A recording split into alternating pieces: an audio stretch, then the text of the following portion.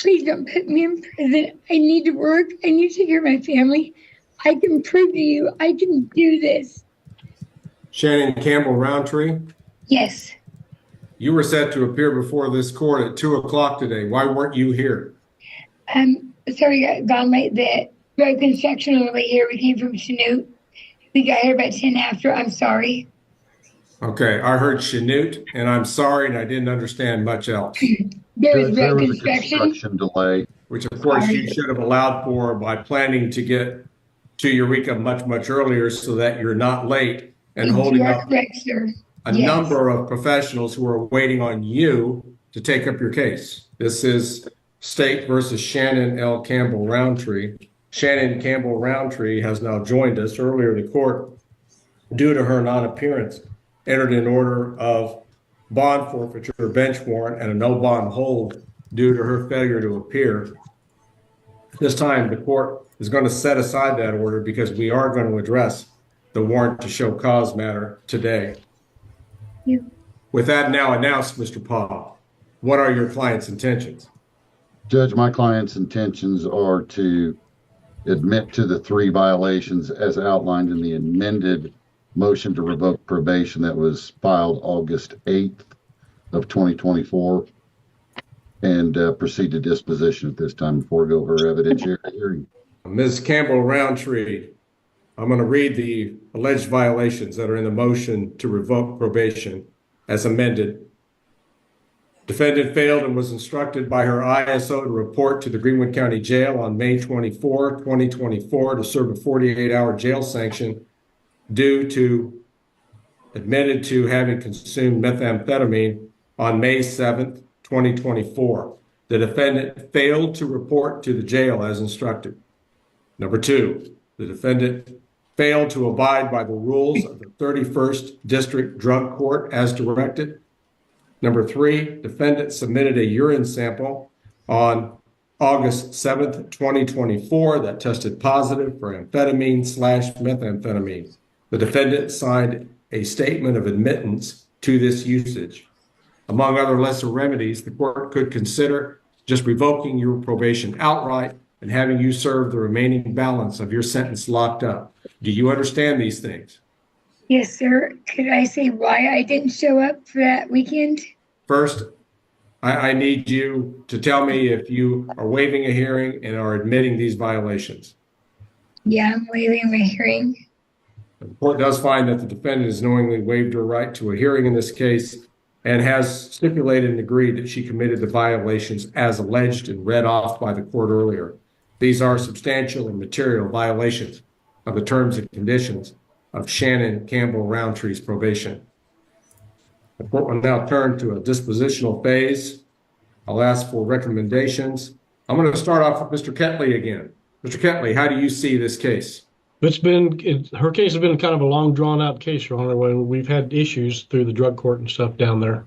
I will note that I had a UA last week and she was positive for amphetamines, which she admitted to. Ms. Gillette, your recommendations regarding an appropriate disposition. I say this frequently in all the different courts. Choices have consequences. My own choices have consequences. All of us that work in the judicial system understand this. I am aware of the 31st Judicial District's drug court program.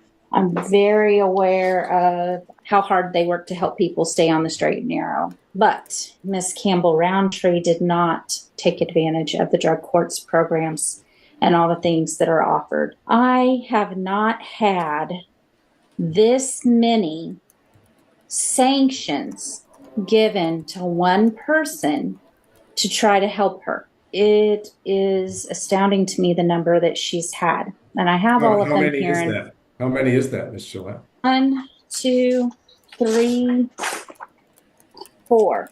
There's 4 sanctions here. She was to have a 3-day weekend on 10/8 and a 3-day sanction on 10/15 as well.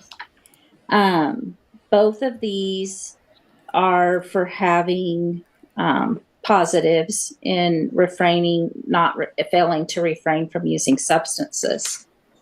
So she's been given 4 sanctions in this case without having to come here and stand for formal revocation in front of the court. She's been given opportunity 4 times after opportunity after opportunity. And I also know that there was a drug bust in Neosho County that Miss Roundtree was at. She's been given extraordinary chances to follow through. I just don't think that she is amenable to treatment. When she was ordered to do this last sanction, you got to be there to do your sanction. And you got to show up. As many chances as she's been given more than almost anyone else I've ever seen. And she has not availed herself of those chances. Sir, can I see why I wasn't available for Come that? on, I'll give you an opportunity to address the court later. Mr. Paul, on behalf of your client, what are your recommendations regarding an appropriate disposition? Judge, this is her, I would say, first formal probation violation in front of you, Your Honor. The first time that she's had counsel, she has waived it in the past. She's had her same job for many years now. As it is very apparent, Miss Campbell Roundtree has a substance abuse issue, and it's probably a little more serious than she thinks it is. I would ask that you sanction her appropriately and reinstate her probation at this time. Campbell Roundtree, you wish to address the court and make a statement at this time in mitigation of punishment? Sorry, yes. I've always abided by my sanctions, and I go to my outpatient groups. I always get men by everything. When I was supposed to do the sanction that weekend, I had been addressing in class and with my ISO that my daughter started having a drug problem, and that was really weighing on me really hard. And that same Friday, she was having delusions and whatever. An ambulance was called for her, and so an ambulance came, and they came and found her out, not knowing what was going on. They got the police. The police had they got a search warrant for the house. So I was at work at the time. She was at the hospital. They searched the house, and basically everything was found in her room except for some paraphernalia. I've been addressing this for about a month or so at my outpatient group and with my ASO, how concerned I was about this. So that Friday, they searched the house. They arrested all of us, my husband, me, and my daughter, and we all had to stay in the Neosho County jail. That's why I didn't make my sanction. Otherwise, I have complied with everything. I've paid everything off. Okay, let me back up a minute. So you didn't report for your sanction because you had been taken into custody? She'd been arrested? Yeah, with the whole family. The whole family was. Because we all. Did you bond out then? Did you bond out? Yeah, several days later. Because several days later, Did you then report to the jail as soon as you bonded out? Yes, I did.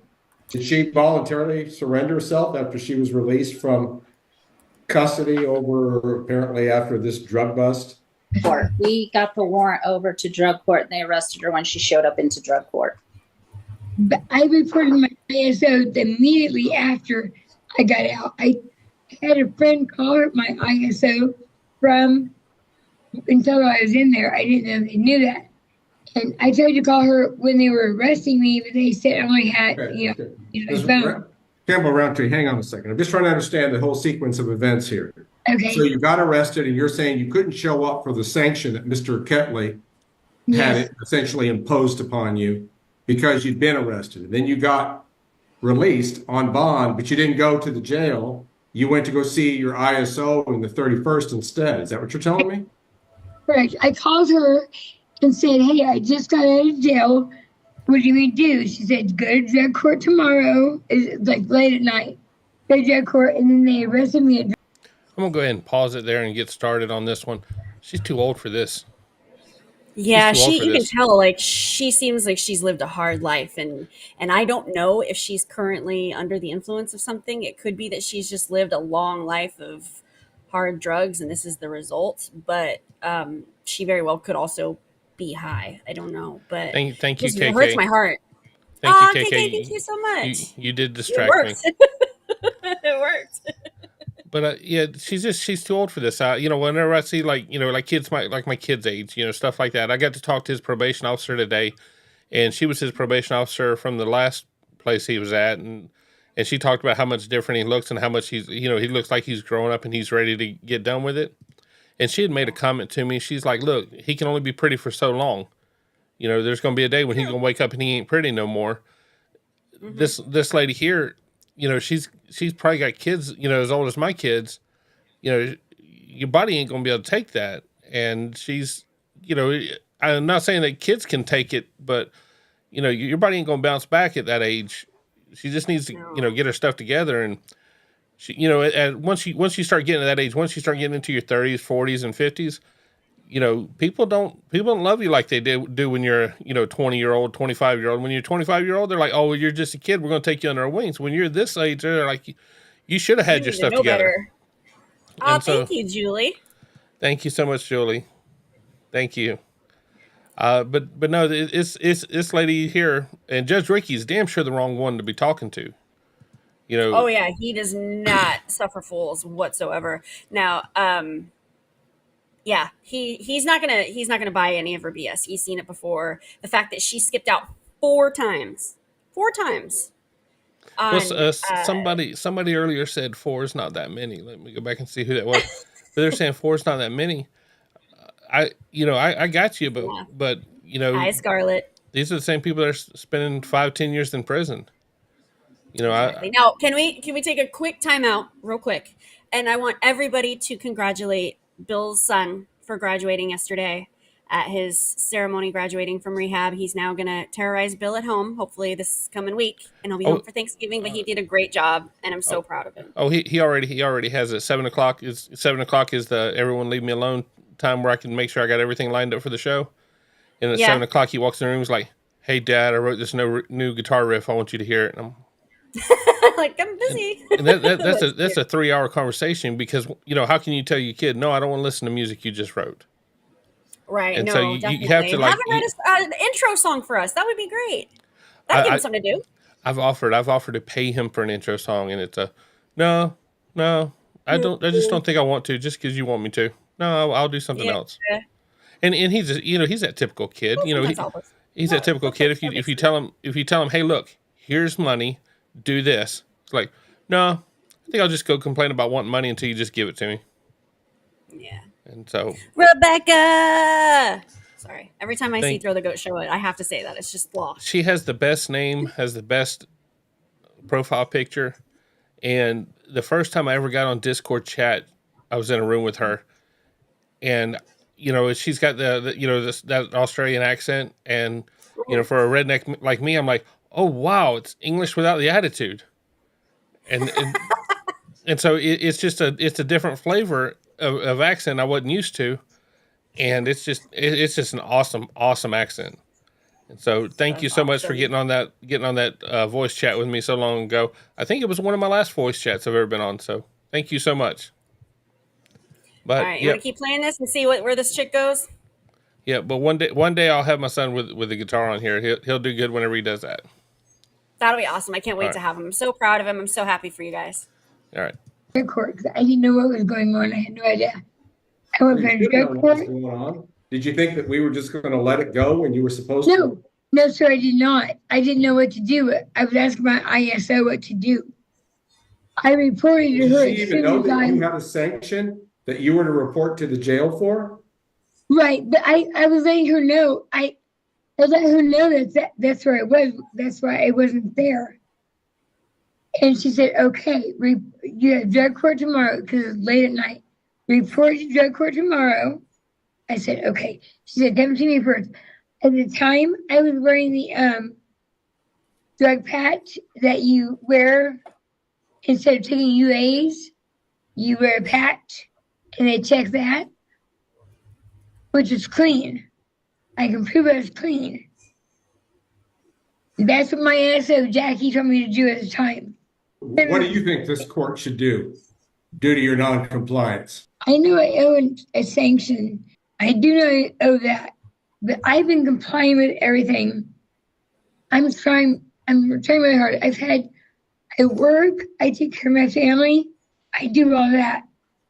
And I've been struggling with this problem with my daughter now for like months about this because of the struggle. And then that happened. So, but I informed Jacqueline of all of this. I had a friend tell her while we were in jail in Neosho about being in jail and about my sanction. So she could let somebody know that I wasn't just blowing it off because I was not. I'm sorry. I mean, I've been doing my best. I worked the same job for 11 years. I'm working my best to do this. And I just want to comply with everything.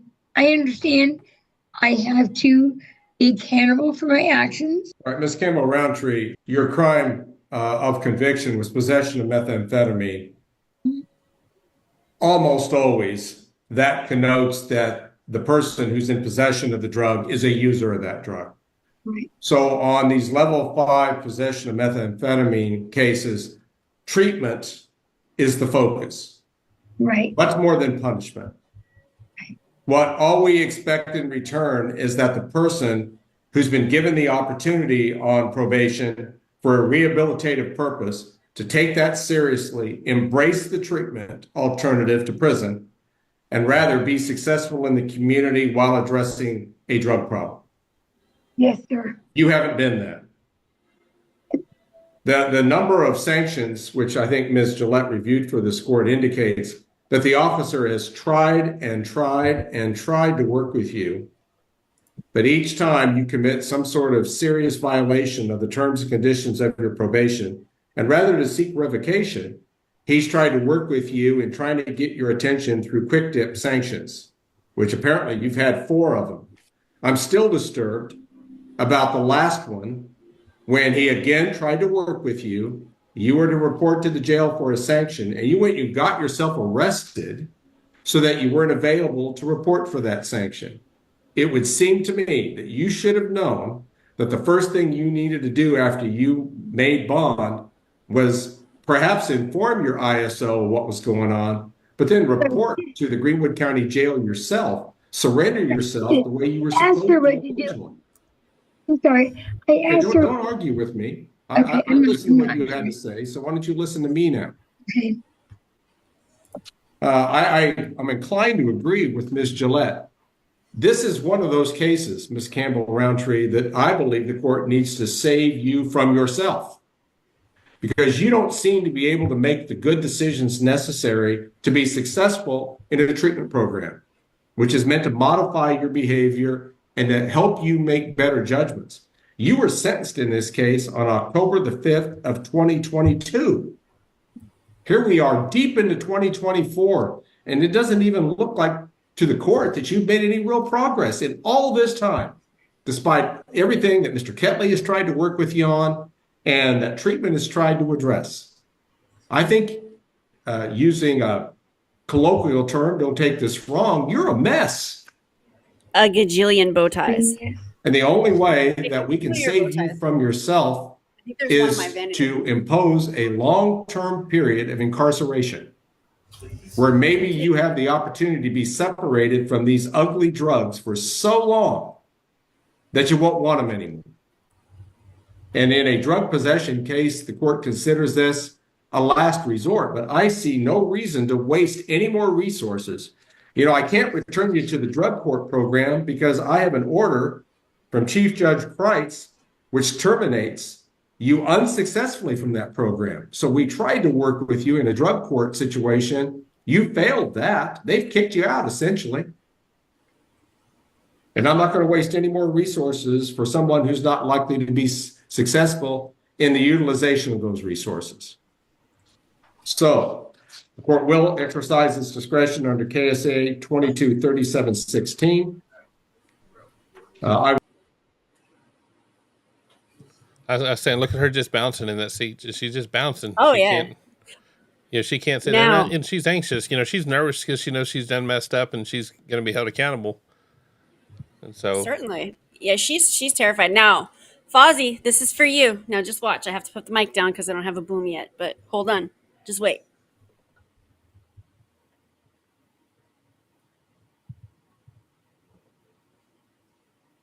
That took forever. Hey. Oh, come on. I'm delaying enough. There. Close enough there, because he's making me nervous and I can't clip it. Now I have a bow tie.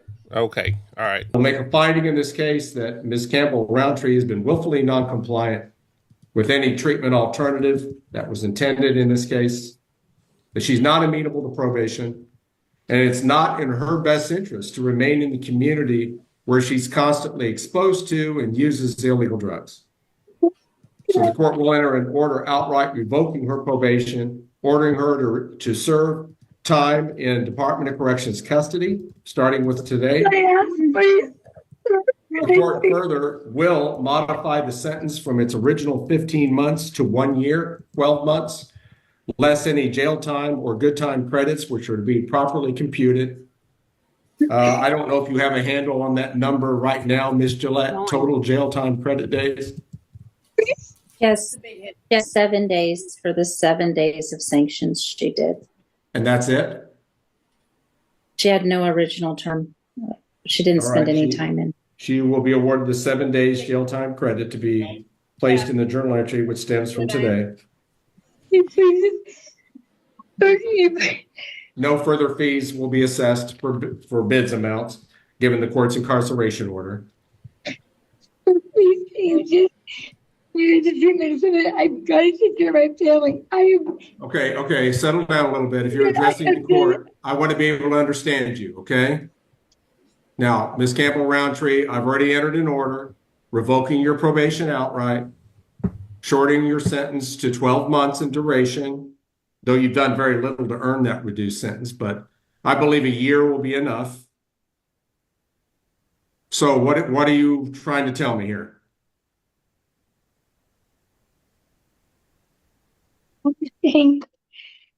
I know I had a problem. I've been an addict. I've been trying to help my daughter. Please don't put me in prison. I need to work. I need to take care of my family. I can prove to you I can do this. I can do this. The only reason let me interrupt you and just say, if you really cared about your job and your family, you would have taken steps along the way to be more successful on this felony probation, and you didn't. So you're not willing to conform your behavior ultimately to be successful. I can't. I can prove it. I promise I can prove it. I know people say that all the time, but I can prove it. I got a husband on disability. I've got a daughter that's having a problem right now. Okay, we're not going to argue all afternoon about this. The court has made its ruling. I would have rather you been successful in the drug court program and sat before this court as a success rather than as a failure. Okay. You had that opportunity through 31st Judicial District Drug Court, and you blew it. So the court's ordering prison in this case for the remainder of a 12-month sentence. I'm going to order her to be taken into custody at the conclusion of this hearing by the representatives of the Greenwood County Sheriff's Department until her custody can be transferred to the Secretary of Corrections. All right. Anything else, counsel, that we need to address? Oh, I need to address post-release supervision period, which I presume 12 months. Yes, 12 months post-release supervision period is re-announced. Ms. Gillette, do you need any further clarification from the court? I don't believe so, Your Honor. Mr. Pod, do you? No, Your Honor. Very well. Then again, I'm ordering her into immediate custody to be placed in jail and on a hold until she can be transported to the Secretary of Corrections facility. Okay, so she goes to jail and gets detox. Yeah, I can't speak to that. I don't know what a meth detox is like. I don't know what meth withdrawal is like, or even if there is one, because I've never done it. So I can't speak to that. I can tell you that any type of withdrawal is hell, especially in jail. But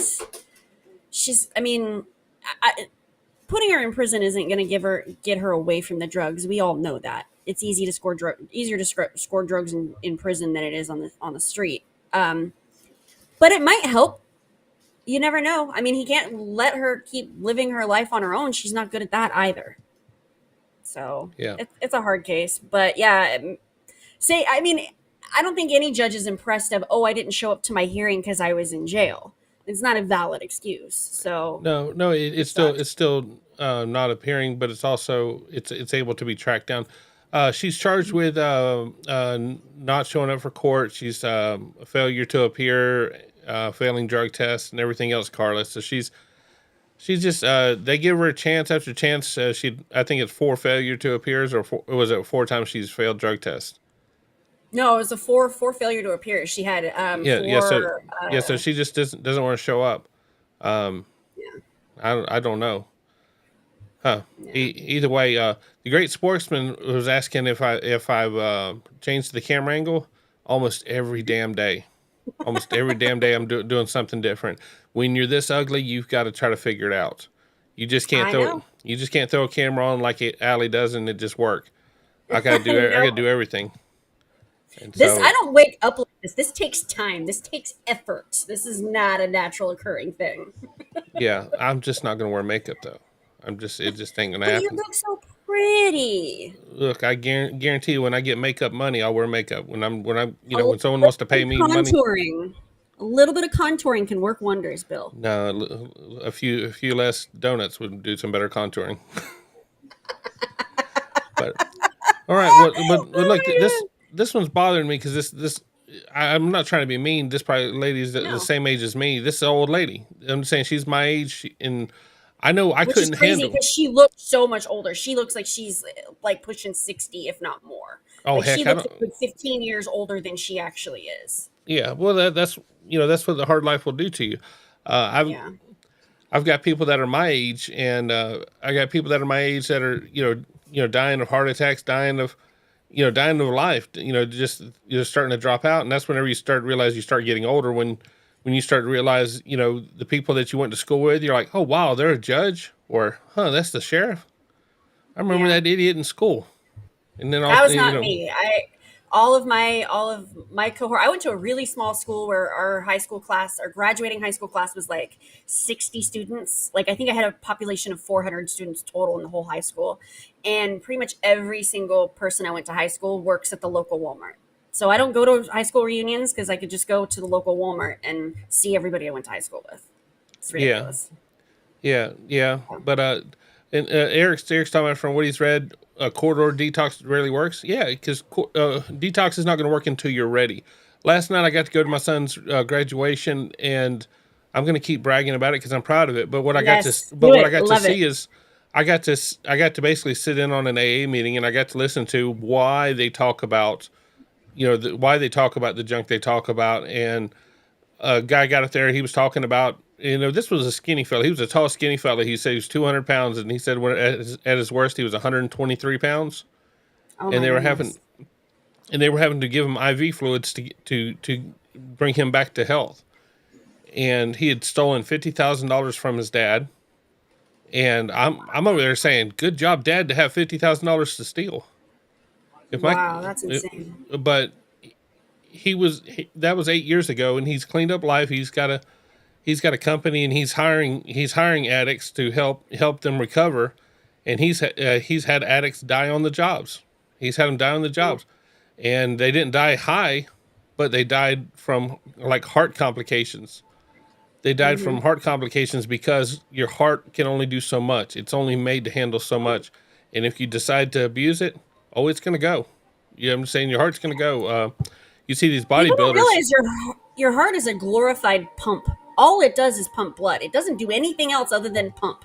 It doesn't perform any other functions other than squeeze and push blood. So it's not a complicated organ. It doesn't take much to shut it down. So constant abuse as far as drugs are concerned, it's going to take a toll. And if she keeps living her life like this, that's exactly what's going to happen. Her heart's going to give out, and she won't even have time to OD because her body's just going to be done. Okay, and look, whenever I said old, I wasn't meaning like Rivette old. I'm just old. Love you, Rivette. Thank you so much for what you've done for our channel. It's great to see all the support our channel's been getting, and we're really appreciative of it. We're gonna But Julie, you don't look a day over 50. You look great. Julie is my buddy there. If you look at her profile picture, you got to look in close because it's a small picture. Yeah, what does But it it say? says, I don't know how to act my age. I've never been this old before. That's cute. It's awesome. Love it. So going through here, Carla, for everyone is comments always distract me. I'm gonna go on to the next video. I'm going to the next video and next video is Judge Boyd, and she actually I think listens to what this guy has to say and tries to help him. I didn't watch the full video, but what I watched, it sounded like he actually had kind of a hard life. So I'm very interested in this one. Oh, and to give you guys a heads up of what sells and why you only see garbage on YouTube, I put out shorts with, someone acting up in court and it got just great views. I'm really appreciative of it. Thank you all. I put out a good video, Judge Boyd, where a guy got his charges dismissed and he's so thankful. He's wishing him happy Thanksgiving. He's just being kind and just being happy as could be. I might as well not even waste my time putting that video out. Nobody watches that stuff. It doesn't get the watching people be nice to each other. Oh, I enjoy putting it out because it's a good thing and it's just a good vibe to put out. But those type of videos don't get in. They don't get any traction. They don't get any traction as if somebody were to scream and yell at this judge right here. That's an instant show. That's a heck yeah. We're taking that one to the bank. But if we throw out a good video, I think one of my worst long form videos was an adoption ceremony that I did. And I was so happy to do that video. I was so happy about it, and I think it got maybe 1% of what other videos get. I love those though. So let's go on to Judge Boyd. 4 grams to 200 grams as a second-degree felony. Range of punishment is anywhere from 2 to 20 years in prison and up to a $10,000 fine. Did you understand? Yes. If you have a plea with the state, the court does not have to follow your plea. If for any reason the court does not follow your plea and gives you more than you bargained for, the fact that you entered a plea will not be used against you, and you will be allowed to withdraw your plea. Did you understand? Yes. Did you understand you have a right to jury trial, a right for you or your attorney to cross-examine and confront any witnesses the state will call, and the right to remain silent? Yes. Did you understand by entering this plea you were giving up those rights? Correct. And did you intend to give up those rights and enter into a plea in this case? Yes. Did you understand if the court were to grant your application for deferred adjudication, if for any reason your deferred adjudication were revoked, the court could find you guilty and sentence you up to 20 years in prison? Correct. Understood. Counsel, has your client been able to provide you with any defenses? Yes, Your Honor. Do you believe he has a rational as well as a factual understanding of the charges against him? Yes, Your Honor. Do you believe he's currently competent and was legally sane at the time of the offense? Yes, Your Honor. Mr. Howe, has anyone threatened you, coerced you, or placed you in fear to get you to enter the plea? No. Anyone promised you anything other than the plea? No. Are you satisfied with the way you've been represented? Yes. Are you a U.S. citizen? Yes. Court will find that defendant has knowingly and voluntarily waived his right to jury trial. Did you review the plea bargain page with your attorney? Did you understand it? Yes. According to the plea bargain page, there's an $800 fine to be probated. State recommends deferred adjudication. They are taken in consideration county court cause numbers 703-919, 727713. Did you understand that to be the plea? Yes. Defense is at the plea? Your Honor, I believe he's pleading on those cases. Is it trying to You're right. It's concurrent. I'm sorry. To start. Yes, you can start again. And you know what? I was saying, taken in consideration at the same time, I'm like, this is an assault bodily injury married. Has everybody talked to everybody? All right. So it's concurrent. Both parties are right. Did you understand that to be the plea that the 703-919 case and 727713 is not being taken in consideration, but it's to run concurrent with this case? Did you understand? Yes. And did you understand that to be the plea? Yes. Defense, is that the plea? Yes, Your Honor. State, is that the plea? Yes, sir. All right. Did you review the waiver of appeal paragraph with your attorney? Did you understand it and sign it in both places? Yes. Did you understand by signing that you're waiving your right to appeal? The only items that can be appealed are written pretrial motions that have been filed, heard, and ruled upon by the court. Did you understand? Yes. Counsel, are there any such motions? No, Your Honor.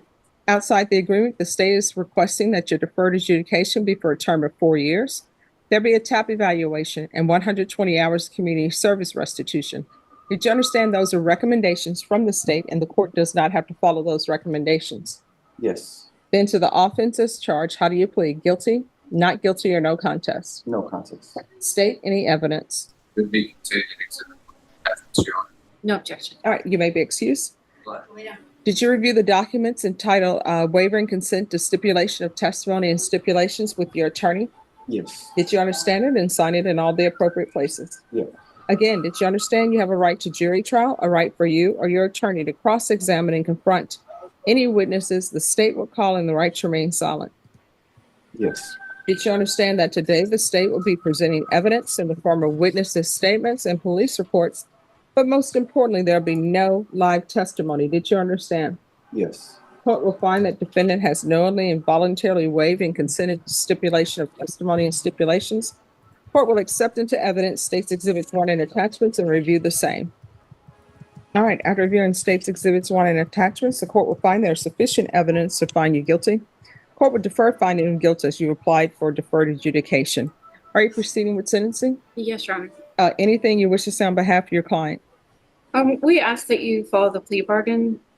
He has been in jail for 187 days. He's got a 2-year-old daughter he's really looking forward to getting back to. He held a job for 2 years at the same place before this offense, and he's looking back to getting back to work and supporting his child. He's never been charged with a felony before. All right. So who is Leah Hernandez and Anna Hernandez to you? Those are my stepdaughter. Your stepdaughters? Yes. How old are they? She is 3, and then Anna's 23, 24. This is a crazy So why were story. you parked around the side of a building? Well, no, it says, I was dispatched to Frio City Road in Doris for a suspicious vehicle parked on the side of the building. Upon my arrival, I turned right on Doris Street and observed a small gray vehicle in a parking lot behind the building. The windows were dark tinted, therefore I could not see inside. I ran the listed vehicle license plate and it did not come back stolen. As I exited my patrol vehicle and began to walk to the driver's side, the driver side window began to roll down. I then could visibly see a male, that's you, in the driver's seat. And then it says, I then observed 01 and 02 in the back seat of the vehicle. So I was parked because I did not want to do a bump. I had just got some meth, and rather than doing it, I was like, you know what, because I'm honestly was trying to quit. I ended up pulling over and just taking a nap, and I just ended up being stayed there. okay, so before you arrived on Frio, Yes, I was. how long had it been since you had picked up the meth that you had with you? I believe I had that for 24 hours. I was already up for 4 days prior. So I told myself, like, you know, I was already trying to quit. And I was like, rather than do it and then, you know what I mean?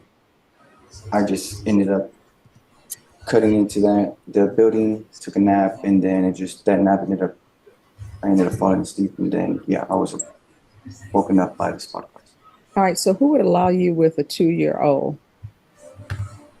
I think, how old did you say the juvenile was? Yeah, 2, She was 3. 3. Yes. Who would allow you with young children? Well, they didn't know I had it.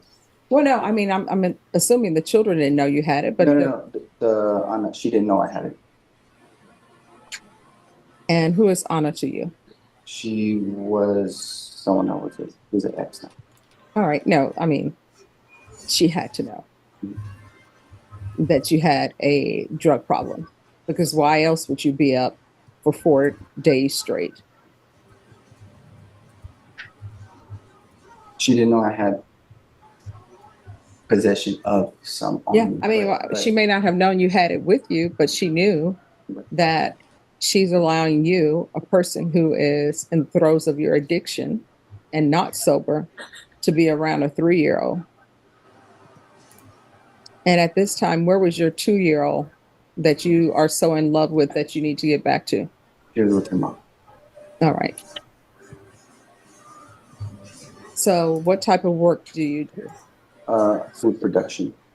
What does that mean?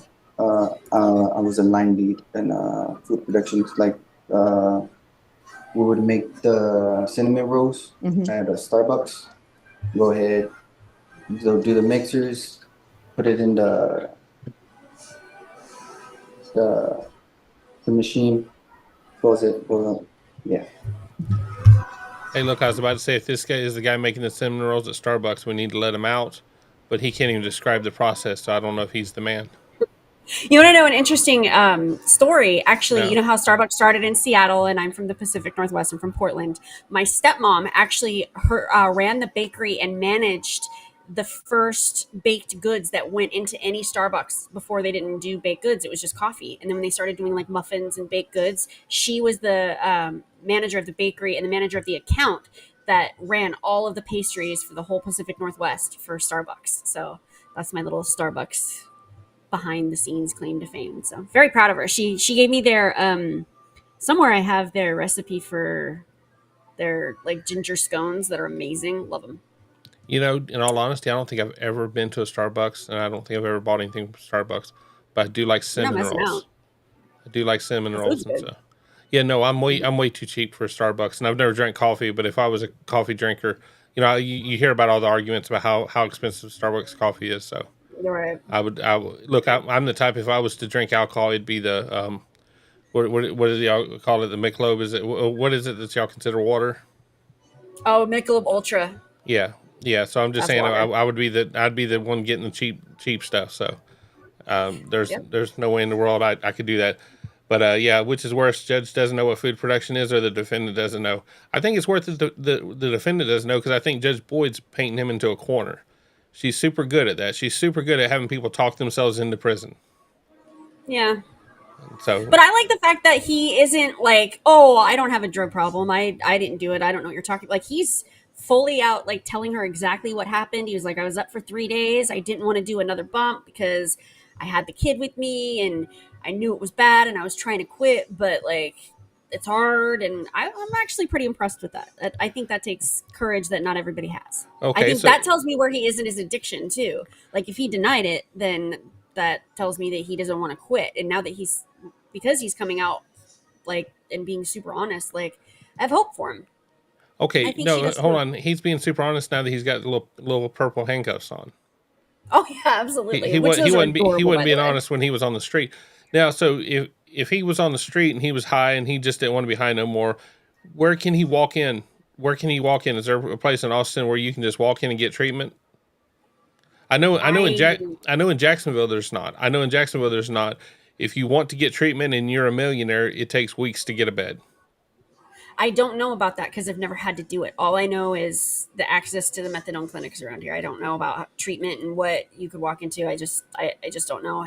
I hopefully will have more info tomorrow though, because I go to clinic tomorrow and I'm going to talk to my counselor about some things and get her to answer some questions for me that some of you guys have brought to my attention that I don't have the answers for. So I'm going to ask her. Yeah, because in the end, let's just say this guy just truly wants help and he truly wants to follow the law and he truly wants to do the right thing. What options does he even have? Right. And a lot of the times you have to have money for it. You know, you have to have health insurance. Not everybody has that. So it's a giant mess, but we'll see what she orders. Honestly, I haven't watched this. I'm going to guess she's going to put him in, do a referral to felony drug court. And that's probably the best place for him. Yeah. Felony drug court really, really, it's very hard, as in I think you basically have to check in with the equivalent of your parole officer pretty much daily with felony drug court. Right. And you have to constantly be it's hard, but it's hard because it works. I can discuss Florida's drug court. I hired quite a few guys that are in Florida drug court. And yes, they'll call, their probation officer will call every day and say, did they show up at work on time? Every single day they'll ask.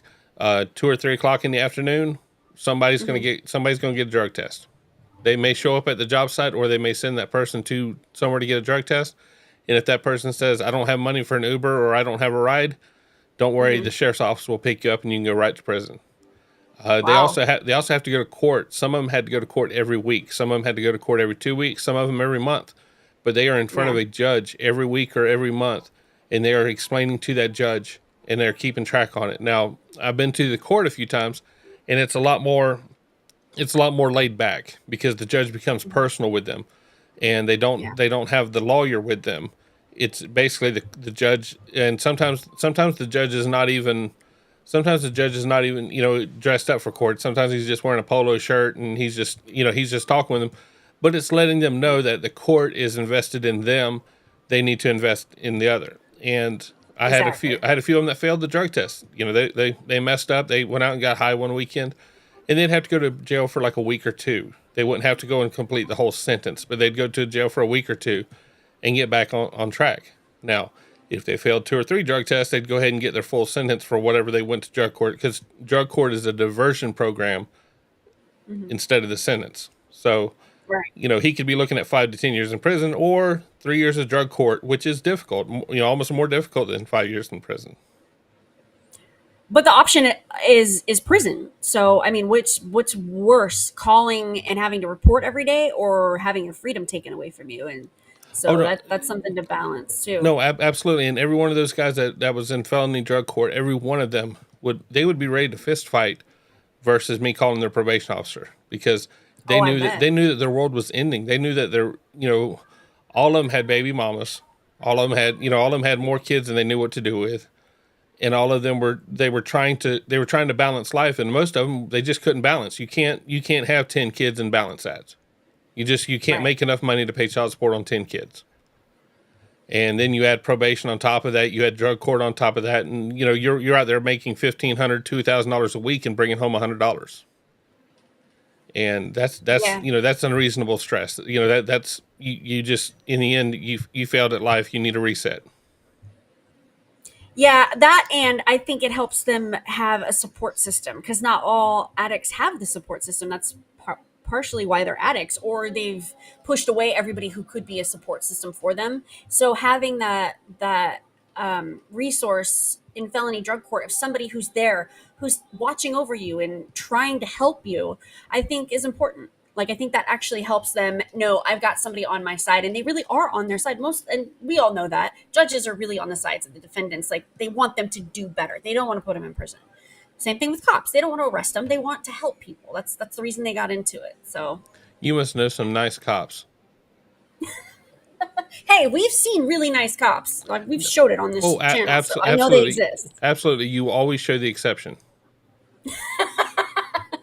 Look, we have very good police where I'm at. We have very good police. They are very effective. If they get called to a scene, somebody is on their way to jail.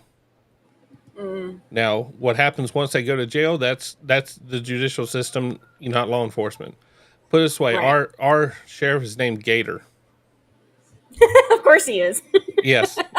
And when he went for a re-election, won hands down. So that shows that.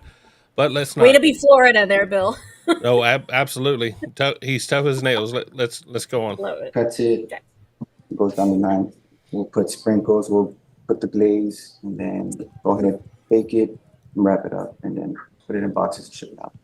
And who is your support system on the outside? I have no more support system. All right. Where's your mom, dad? Dad never knew. My mother just passed away. Okay. Do you have any siblings?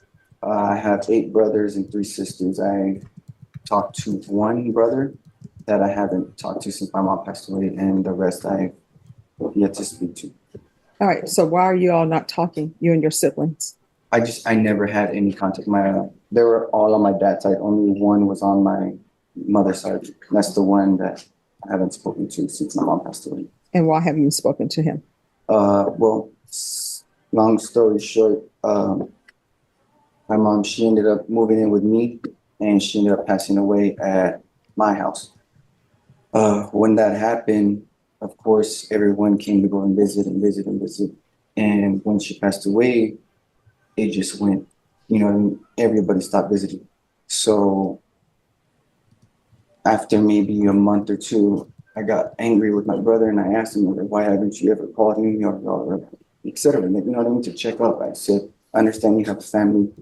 and everything. Anytime just always look over mine, but I just like I never understood why he never. And we just ended up bumping heads after that. And I just haven't spoken to him ever since. Okay. So when did you first start using meth? When my mother passed away. And how long has that been? Been 3 years. Okay. And how often are you using?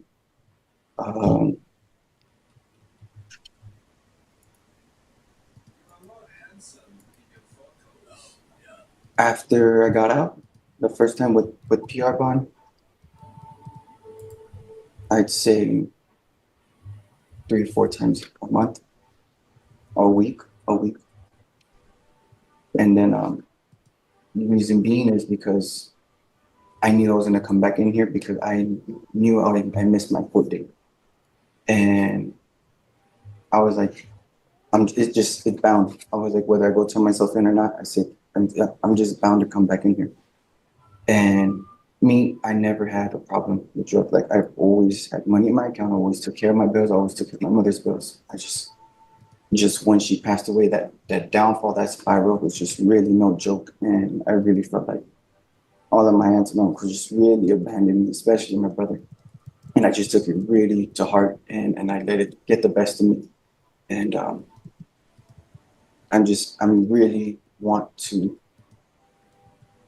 move forward and move on because my mother told me No, June, that was just the the list of drugs that he could have been charged with, not that what he had. He just the list of drugs at the beginning was what the charge he got, what he could have been possessing. It wasn't a list of what he actually had. So, yeah, just clarifying that. Okay. Yeah, I don't pay much attention to him, so I didn't hear what he'd gotten charged with.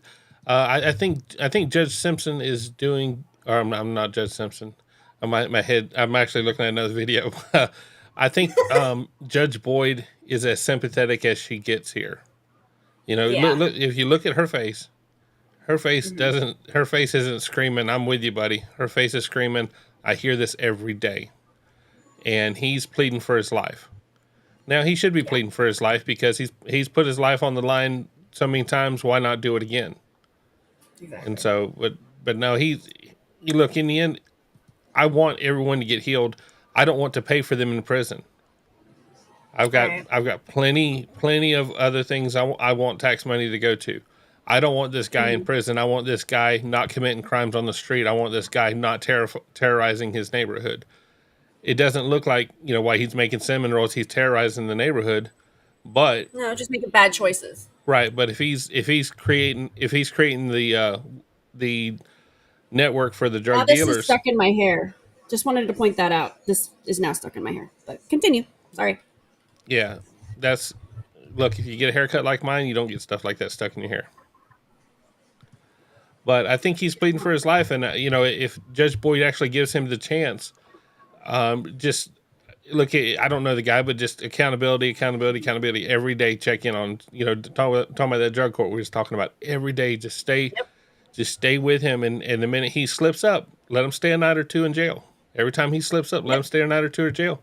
Cause he looks like he couldn't handle jail. And I can't handle jail. I'm way too soft. My cheeks are way too fat. I can't go to jail. So, but he does look like he's trying. And look, to me, as long as someone's trying, give him a shot. Give him a little bit of leash. And so he looks like he hates it, but he doesn't know how to quit. And that's exactly where I was, and that's the vibe I'm getting from him. That he's like, I'm not exactly in love with this. I'm trying to quit. I just don't know how. That's seriously exactly what I'm getting from him. And I hope that I'm right, and I hope he gets help and he doesn't deal with this anymore. So. All right. Let me see if I can get this one going. Always told me, she's like, make sure your little girl's like knows the best. And I told my mother, I said, with all due respect, I said, I'm gonna be a better parent than you are, but because you taught me how to be. I used to think you weren't always right, but you never led me the wrong way.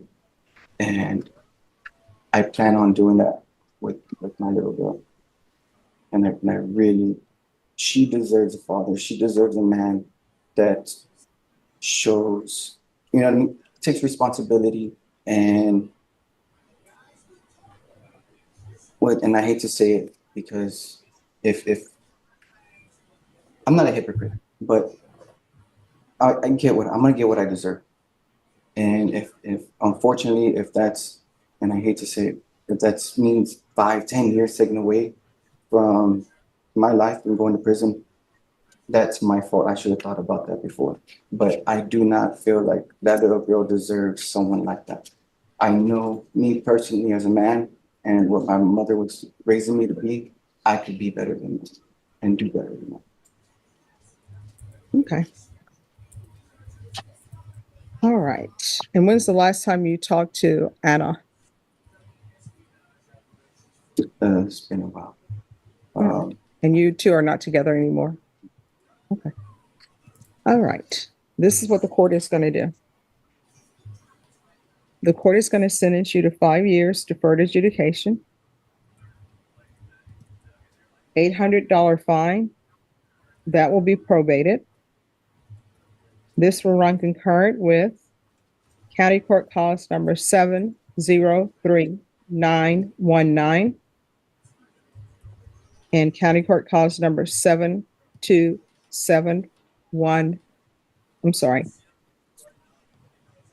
It's 727713. And who's the complainant in that case? Who's the person you're accused of assaulting in that case? Assault, bodily injury, married. Anna. Okay. There's to be no contact with Ana Hernandez. And you said that Leah is your stepdaughter? Yes. All right. So there's no contact with Ana Hernandez or Leah Hernandez. Proof of employment within 30 days of release. No employment as a home health care provider or with minors. Regular reporting by Zoom or in person. Regular random UAs. How far did you go in school? I completed all 12 years. All right. What are you planning on doing with the rest of your life as far as employment? Where do you see yourself? I plan on staying in the food, to be honest with you, just because of the whole germs and like I see people that they don't use their gloves and yeah, that is just a big yeah. All right, there'll be 120 hours community service restitution. That will be waived if you obtained some level of higher education or if you completed trade school. So if you're interested and you want to do culinary arts, you can let them know. And if you complete that, then the 120 hours community service will be waived. There's going to be field visits. Job for him either. Culinary arts. Yeah. Working as in a kitchen or like a restaurant is a drug infested area. Like that's not a good place for him to go. Yeah, they don't really drug test a lot. Like maybe pre-hire, but after that, you're done with drug testing. But they don't even do pre-hire. Oh wow. Okay, well that's almost everywhere though, isn't it, Alli? Almost everywhere you go is going to be drug infested. That's just kind of how the world is these days. Yeah, but that's that culture, that the culture of the restaurant industry is like servers and chefs and stuff like that. Like it's a pretty standard drug culture, right? Wouldn't you say that? No. My husband disagrees, and he's in the industry. So you don't think most of your staff in the kitchen? I'm not talking. You're in denial. Okay, he's in denial, so he doesn't count. He doesn't know what I'm talking about. You can't hear him, but he's making jokes, and it's funny. Gotcha. But no. I think anything he does is going to be drug infested unless he chooses to rise above it. And look, I'm in the transportation industry where DOT requires drug testing. I probably get drug tested 6 to 8 times a year, and I've never failed a drug test because I don't do anything like that. But there's still people failing drug tests, day in and day out because, I thought it was just a weekend, or everyone likes to say, I swear I was just around it. My girlfriend had it in the car. And so, they just come up with every excuse. But this guy here, look, even if he's lying, she should give him a chance and just let him work the process. Absolutely. I'm just foreseeing if he goes in that direction, that's the only red flag I immediately hear is, that's not a great place for him to, especially with his drug of choice. Yeah. I just from my personal knowledge, like, I hope he doesn't do that, but I want him to get a trade school and do good, and I don't want him back in this position. So that's my only fear. Yeah, I know people that work in restaurants who would never touch drugs. I know people who work in restaurants who are recovered addicts, and I know people who work at restaurants that I wouldn't want. I'd be more worried about getting high from their blood than getting sick from their blood. And so, yeah, I bet. And so, it's just a. I think it's just a person. A person is either going to be it or they're not. And so, all right. So Fozzie was asking when did I start shaving my head, and think about questions like this, and this, it actually goes along with this channel. It goes along with this show and what we're trying to do here. I started shaving my head. I couldn't have been no more than 12. I know before the age of 12, I started shaving my head because I have a sister that's 18 months younger than me, and I cut her hair one day, and my mom decided because I cut my sister's hair, she was going to shave my head. And I'm such a stubborn ass, I realized, I like my head shaved. And so I continued shaving my head throughout my life. My son is the same way, and that's part of his stubbornness. That's part of his stubbornness whenever he was a kid. Hey, he was real big into guitar, so, hey, we're going to take away the guitar. We're going to take away this, and you go take away the guitar, and it's I didn't want to play anyways. And so it's the same stubbornness, it's the same behavior that caused him to do what he wanted to do, because in the end he wasn't scared of losing everything. I'll just find something else to do. I'll just do something else. And I don't think that's a positive behavior. I think, I don't think beating your kids is the answer. That was the answer in my parents' day. And that was how they thought they were going to solve everything. And they didn't fix me by beating me. I don't think coddling your kids is the answer. I think I did a little bit too much of that. And I don't think that's the answer. I think the answer is somewhere in the middle. It's somewhere in the middle. I think it takes the village. I think it takes everybody doing every damn thing they can. And I think the person's still going to do what they want to do anyways. Mm-hmm. But when you see a behavior like what my son was doing, take away their cell phones. No kid under 30 can live without one. Yeah, but when you got spoiled kids, they'll find one. When you got spoiled kids, they'll do what they want to do. And every generation is going to have its own thing. I assure you, I don't have the answer. I've got a perfect 26-year-old daughter. I got a good 17-year-old daughter that's doing great. And I got a son who, it all depends. It all depends. Which shoulder he's looking on and who he's going to follow is which direction he goes. And I think people have to find their own path. Like this guy right here. Look, I don't know him, but he looks like he's got good parents. I'm just saying this kid here, he looks like, I'm just saying he speaks well. He's respectful to the judge. He didn't come to her with an attitude. And so it doesn't seem like he's a bad boy or anything like that. Absolutely. So we've been watching court all day. All day. Everybody's been watching court. Let's jump to some body camera because why not? And this first one is going to show you that parents aren't always great parents. You guys won't like this first one. Yeah, see, Cheshire Cat just ate some monkey bread. Does that help? No, it doesn't help at all. How many Cheshire Cats are in the chat, though? Because I'm pretty sure there's 9 of them. You'll see. You'll see what I mean. Okay. All right. Okay. Yes, my kid. No, Duval, my kids do not play a parent against each other because I am what they call a bad parent. It's whatever my wife says runs the house because that's called being a good husband, Bill. Oh, no, that just means I've been hit so much. I'm just not willing to go against her anymore. But 10. No. Cheshire Cat says he's got 10 alter egos. So I was wrong with the 9. Well, hey, as long as all 10 subscribe, awesome. And memberships are on sale this week. It's a Black Friday sale, Cheshire Cat. You can get all 10. You can get all 10 for the price of 10 this week only. Yup. All right. Love it. 911, what's the address to your emergency? What's going on there? 159. I'm walking my dog, and there's a child. He looks maybe 4. He's got a really dirty diaper on. He's just running around, no parents. And he's a little boy. Is he black, white, Spanish, Asian?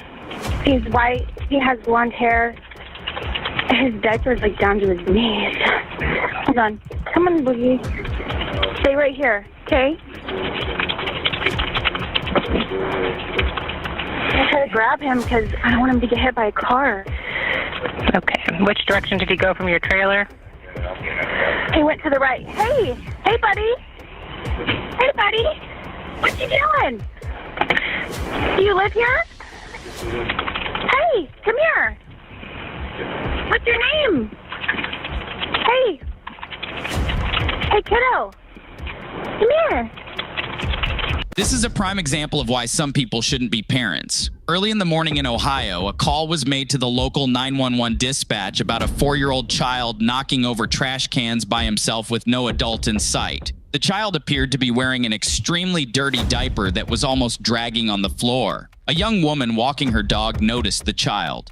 Wait until you see where the child's parents were and what they were doing while their toddler was roaming the streets. So just by the beginning of that, I knew it was in the middle of the night, and my brain kept saying, "Why is the kid out in the middle of the night?" Because the damn screen was black. Yeah. So this makes it. It's Look almost at his makes, diaper. Yep. This almost Look at makes it that. worse, being in the daytime. It's awful. Yeah, it's like I think it's the afternoon. I don't know if we get to see the timestamp on the body cam or not, but it's middle of the day.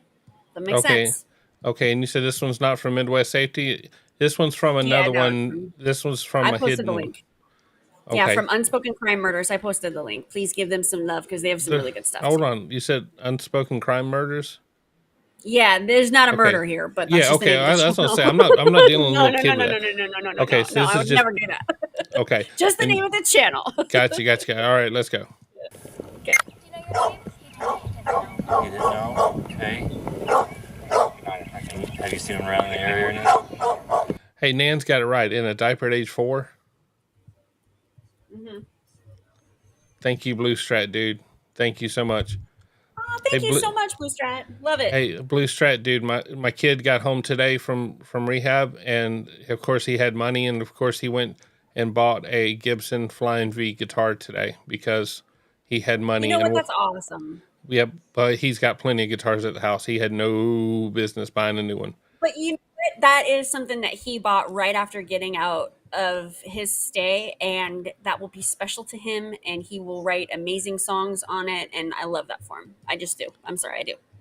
Absolutely. Blue Stripe dude got some good names there. He got Donald Westerdale, which is always a prized name. Beverly Bradford. That's my buddy. Got that. Parrot Court Channel. Brian C. Yeah. Damn. Rebecca did say there is they don't show it. I didn't see it when I watched it before. I don't think they show it, but there is mention, and I think they blur it out if it's even on screen. There is a dead animal on this, but like I said, it's not very visible, but just warning. Yeah. Drunken Smurf is certainly a lot. Yes. You know what? If you're gonna spend that much money on something, much better that it's gonna be a guitar. Absolutely. Absolutely. Casey's here. Absolutely. So yes, plenty of guitars. Seriously, that's a great way. Yes, absolutely. He's having a blast with it, and I can assure you, he plays guitar until about 1 or 2 in the morning, and then he sings until about 5 or 6 in the morning, and then he finally passes out and goes to sleep. And I've explained to him, I was like, "Hey, bud, this time around it's going to be different. I'm going to beat you to death if you start playing that late." Let's go there you go. When the officer arrived, the first thing he noticed was the child's diaper, which was filled with waste, a clear sign of neglect. Considering that anything could have happened to this toddler, it raises the question, where are the parents? This little sweet baby just keeps barking at the dog, and it's so cute. I don't think he's 4. I think he's younger than 4. What's the phone number? I think he's like 2. Is there do you guys have a non-emergency number for the office here? Do you know? I don't know. I haven't really called up there. They're not very helpful. The one time he did call. Okay. I can pull it up for you. Well, I'll see if the dispatch has something. Okay.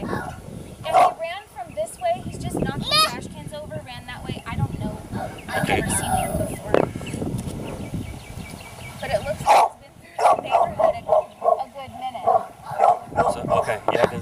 these trash cans are him? Yeah.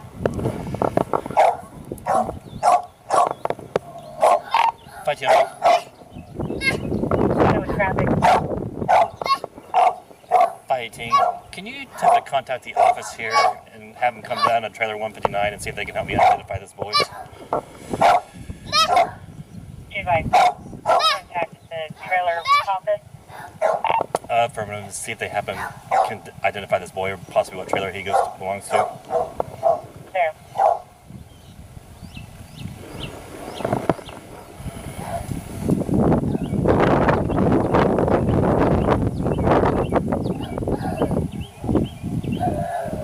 He's got mud all over him, dried mud, like he's been out for a little while. It's a dirty diaper. Yeah. It's down to his legs, and he's exposed under that shirt. So it's so I was like, I don't know if he's a missing kid. I better real quick because I don't see any parents. Can you stay with us for a little bit? Stay right here. Please. We're real friendly. Do you like the flowers? They're pretty, huh? Yeah. 518, she's advising he goes to 157. He belongs to 157. 10-4. She's advising it's happened before. Supposedly he belongs to 1, so that's going to be this one over here. Can you come with me? Can you come here? Come, stay with.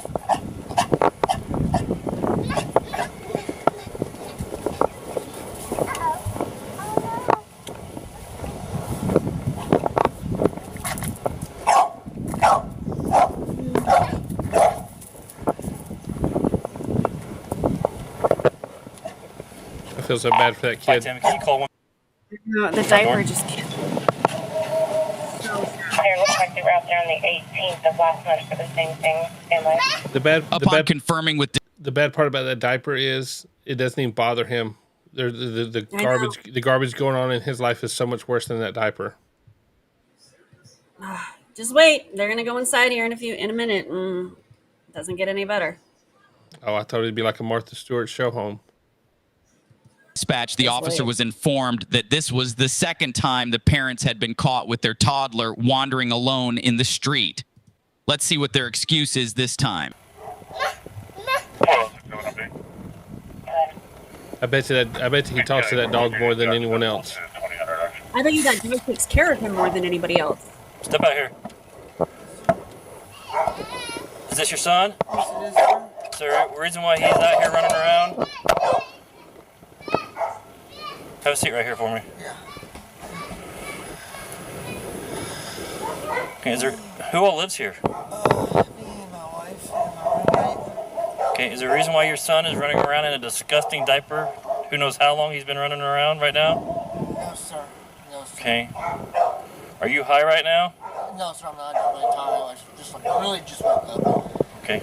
He probably just got off a long shift What's your at last work. name? Oh, sure. What's your date of birth? It's 4/24/10. 4/24 Oh what? my God, tree rotting, Jane. Don't say that. So is everybody inside still asleep? I think my wife is, yes. Your wife is? Okay. Do you work anywhere? I'm sorry? Do you work anywhere?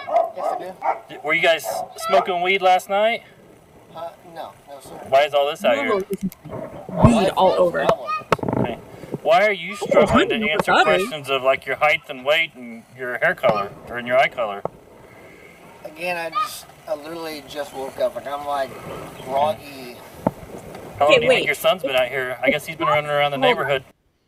I just got to say this. If the cops showed up at my door and I just woke up and they're like, your kid has been running outside in this filthy diaper, I would immediately wake up and I would be with it and be able to answer any question you ask me. And my arms would be around that child, freaking out, changing their diaper, doing everything I need to make sure that my kid is okay. Like, I wouldn't just be all groggy like, oh, he's wandering around? That's weird. I don't know what's going on. Like, come on, dude. That just, ugh.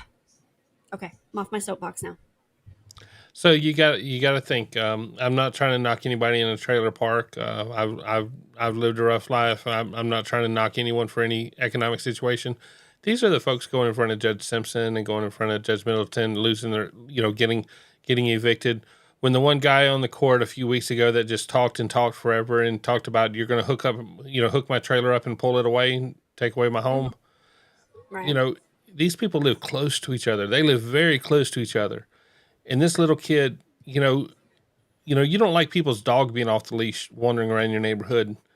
Imagine the neighborhood kid just doing that. That's just, it reminds me of the days back with pitchforks and torches, going to someone's house. In other words,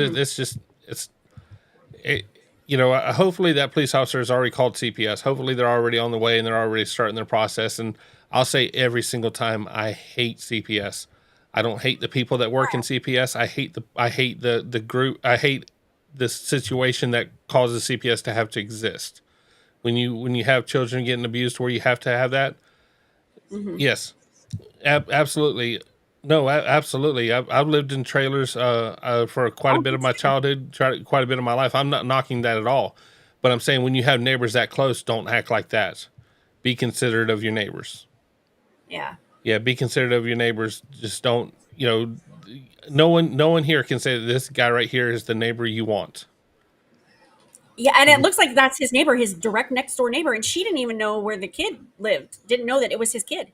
Yeah. Like looked like she lived right next door and didn't even know that's where the kid lived, was next door to her. And well, yeah, no. So let's check our neighbors, let's see. People. It's be neighborly. Yes. Look out for each other. And I got a feeling that whenever you go inside the house, you're going to wish you didn't live in that neighborhood as well. Yeah. Knocking over trash cans.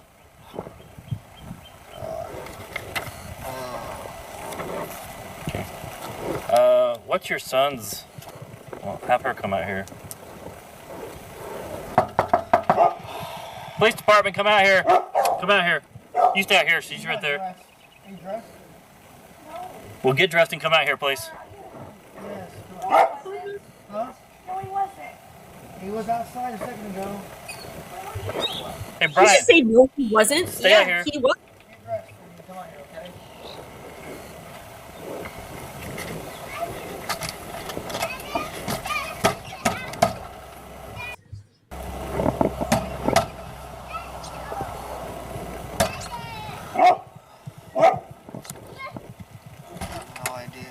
What time do you think it is? I have no idea.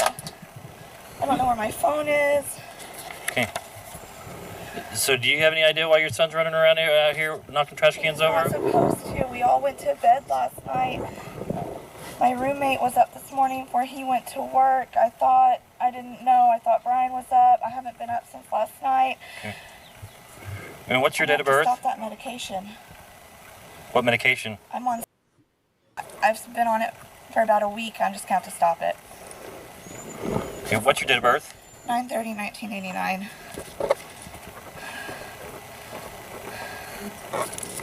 How tall are you? 4'11". Okay, how much do you weigh? Do you really need to know that? There's just blanks I gotta fill in. Okay, I can look it up. Do you work anywhere? I work at Courtyard by Marriott. I work overnights.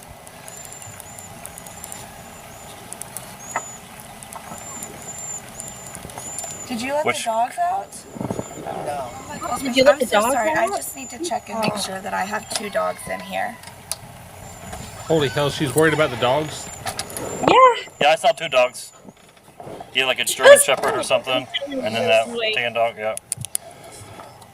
So from being a mischievous child, no, she was wanting to go look to see what was on the counter, what she needed to hide real quick. Oh yeah, wait till they go inside. Okay.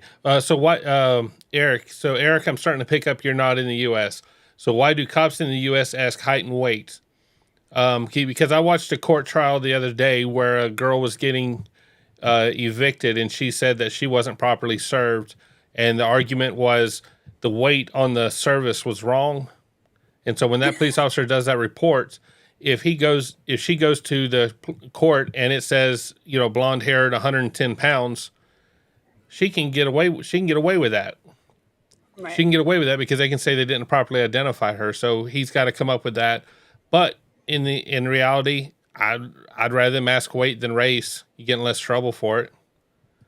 I wish courts showed a lot more body camera. I wish every one of these asses, when they went to court, had to stand and watch what they did. I 100% agree. Every probable cause conference should show body cam. I firmly believe. Oh that. yeah, I believe there'd be a lot less DWIs if people had to stand in front of a judge and watch the body camera of what they did to the law enforcement officers. We talked about this on Saturday night. People think that they look on the straight and narrow. They have no idea what they look like. People on meth, people who are drunk, think that they're just pulling off the straight and narrow act, and people are buying it when they don't look anything like that. So if they saw a video of themselves, I really think that would be a huge catalyst for people to change themselves, because I've personally experienced that. I've seen a video of myself high, and I was like, I don't ever want to be that, see that, have anybody see me like that ever again. It's very, I swear that embarrassment is a far better teacher than jail is. Yeah, and Sarah, Texas, absolutely. You are dead on, Sarah. You are dead on. I don't know if she's talking about each leg or if she's talking about total weight. All right, let's play it. Let's see what else happens. Wait till they get in the car in the house. So, were you smoking marijuana last night? Yeah. You leave that, it's out here where kids can get a hold of it? Not usually. Well, not usually. Is that how much you smoked last night because you didn't remember? What time did you guys smoke last night? About 9:30, 10. Okay, don't go in for right now, okay? Is there any way I can look at the inside of your trailer? Yeah. She doesn't seem very confident in that, yeah. She should have said no. Are your dogs friendly? They're friendly, but they sound rough. But... Can you go lock them into a back door or something? Hey, was either of those two dogs the one that the kid was following? Yeah, the yellow one was. Okay. You can see I try to keep most of my stuff up here, or I have another room out of the way. Like there's pipe and prescription and weed everywhere. Medication. And where's our bedroom at? He shares with his dad. His crib broke, so we're kind of improvising. I have two girls that are only here every so often. I don't have full custody of them. Okay. We're trying to see. No. This is the second time. I can't. Door is not even on. Time, but I have somebody watching him because before he got out when I was taking a nap, because I work overnights, and so I switched everything around. Look at this. To watch him during the week. Is that, that's not. We have one. Yeah, it's my roommate. I didn't know he left. What's the other thing in this? That was a real duck. Yeah, real duck. Oh, that trailer's gonna smell like hell. You don't have to. Huh? Yeah. And that's a dead duck. Do that and just. They must save them money on cleaning supplies. Sorry, I'm trying to get my. Is this your only bathroom? No, we have one back here. This is the one that we all use. There's marijuana everywhere. Yeah.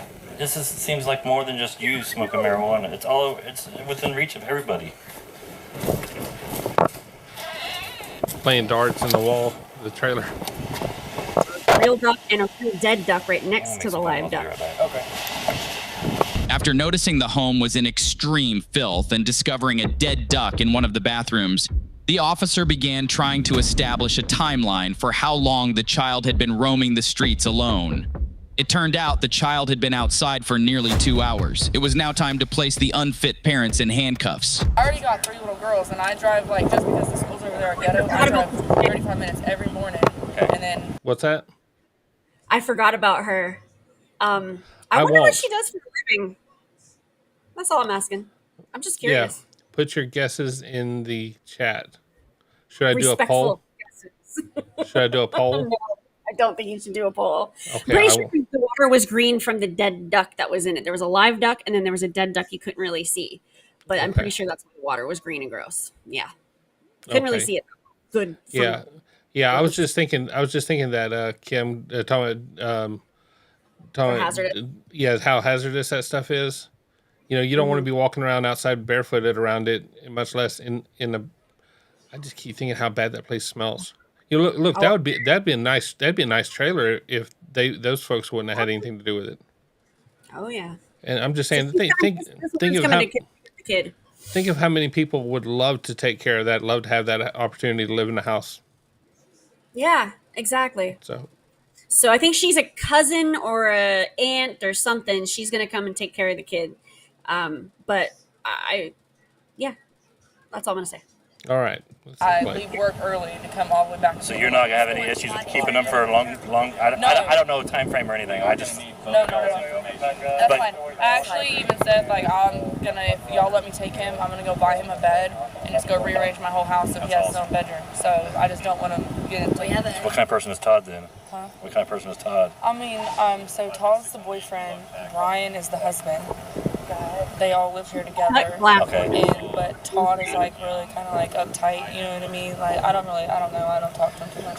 He took over more than the dad did. Yeah, he takes care of him. Okay, so are they married? Mm-hmm. Yep.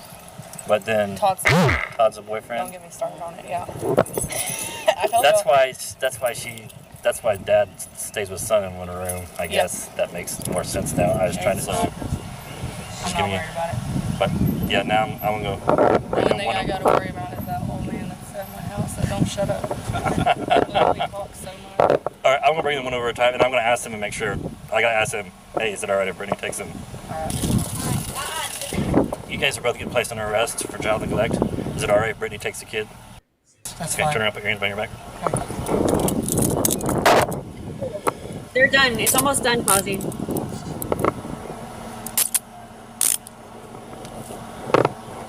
And who is Brittany to you guys? Who is Brittany to you guys? Brittany is my sister's daughter. All right, you're getting placed under arrest for child neglect. Okay, Brittany's here. Is it all right if she takes it, Connor? Yeah. Okay, put your hands behind your back for me.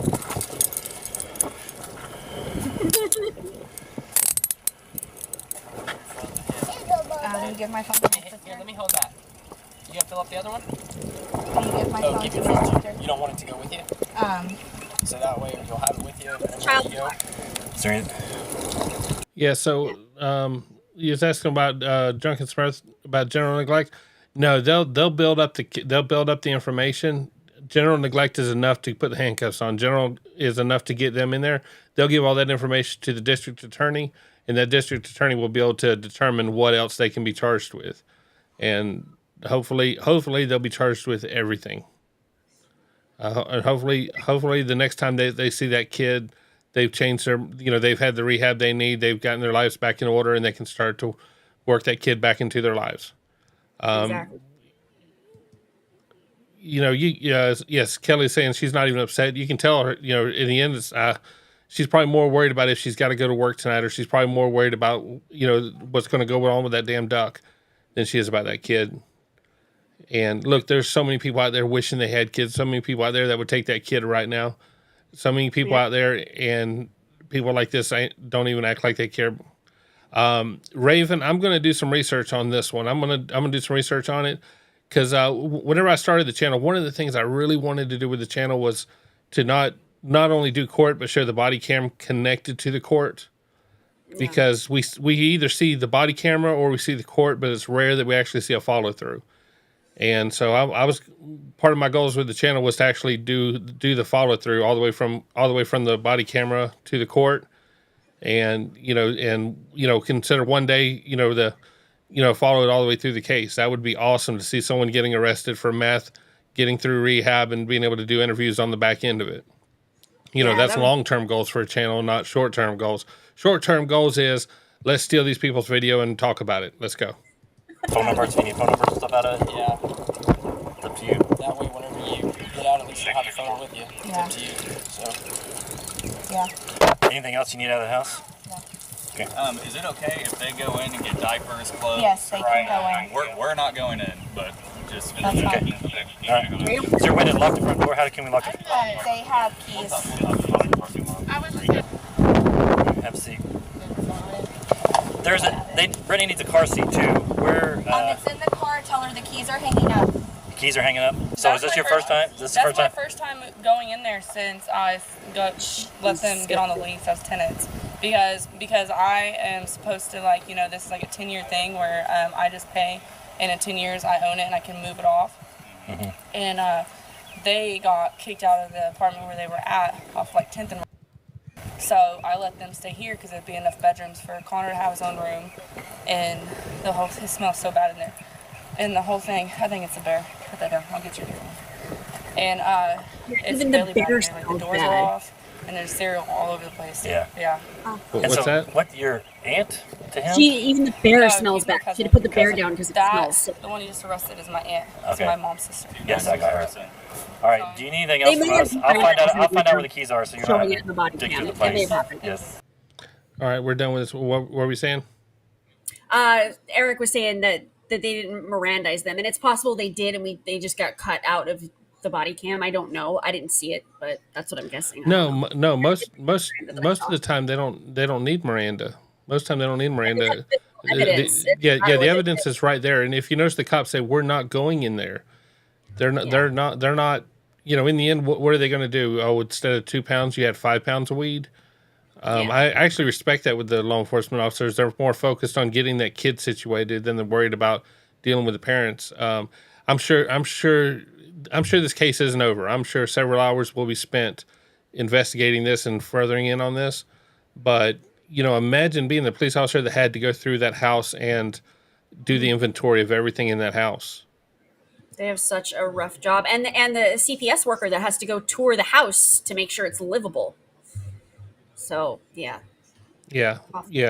But as long as they're not being questioned, the only time Miranda is used is if they're going to question you. And Judge Oakley, one of my favorite judges, he use the answers against them. Right. That's, And they can't use their answers against them if they haven't Mirandized them. Right. And Judge Oakley talks about all the times, he calls them TV rights. That's your TV rights because everybody's convinced that they have those rights. And no, it's very specific cases. Now, so Sarah's asking what happened to the weed, asking for a friend. Mm-hmm. In the end, if you're talking about quality, I don't believe that they got the quality. Right. It's sad what these people are doing, and I guarantee you they're begging for food for the kid, but buying their weed. Oh, absolutely.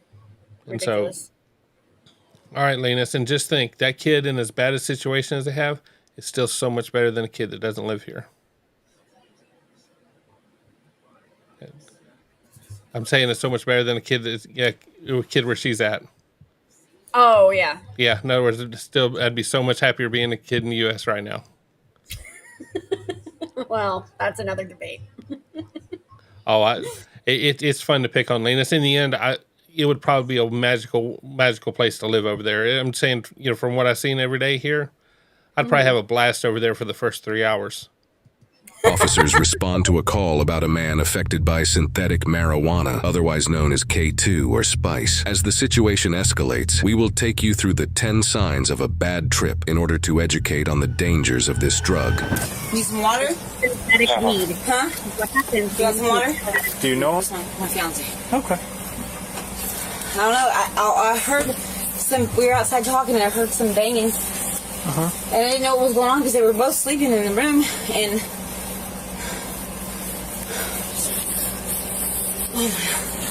all of a sudden, I hear banging, so I go in there, and he's like an out-of-body. Did you hurt anybody or anything? Mm-mm. No? Okay, good. No. What's your name, man? Robert. Robert? Hey, Robert. Has he been answering any questions or anything? Yeah, I've talked to him. I asked if he had taken anything or done Robert. anything. Oh, my God. Yeah. Robert, my name's Thomas. I just want to help you, okay? Yes, sir. So, here's the thing. You won't get in trouble if you took anything, but I need to know that way I can tell an ambulance or something like that, okay? I don't care that you're on probation, nothing like that. My main concern right now is your health, okay? Yes, sir. Would you take anything tonight so that way I can tell them? Oh, my God. Hold on. He was saying Hey. Shit. Real. Calm down. Relax. Calm down, bud. Calm down. It's okay. It's okay, baby. Calm down. Oh my God. Oh my God. Hey, Robert. Are you for real? Whoa. Oh, shit. Robert. It's going on. Robert. Oh. Chill. Robert. Oh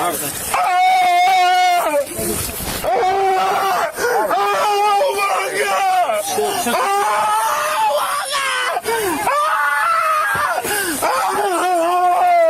For real. Chill, bro. Are you for real? Chill.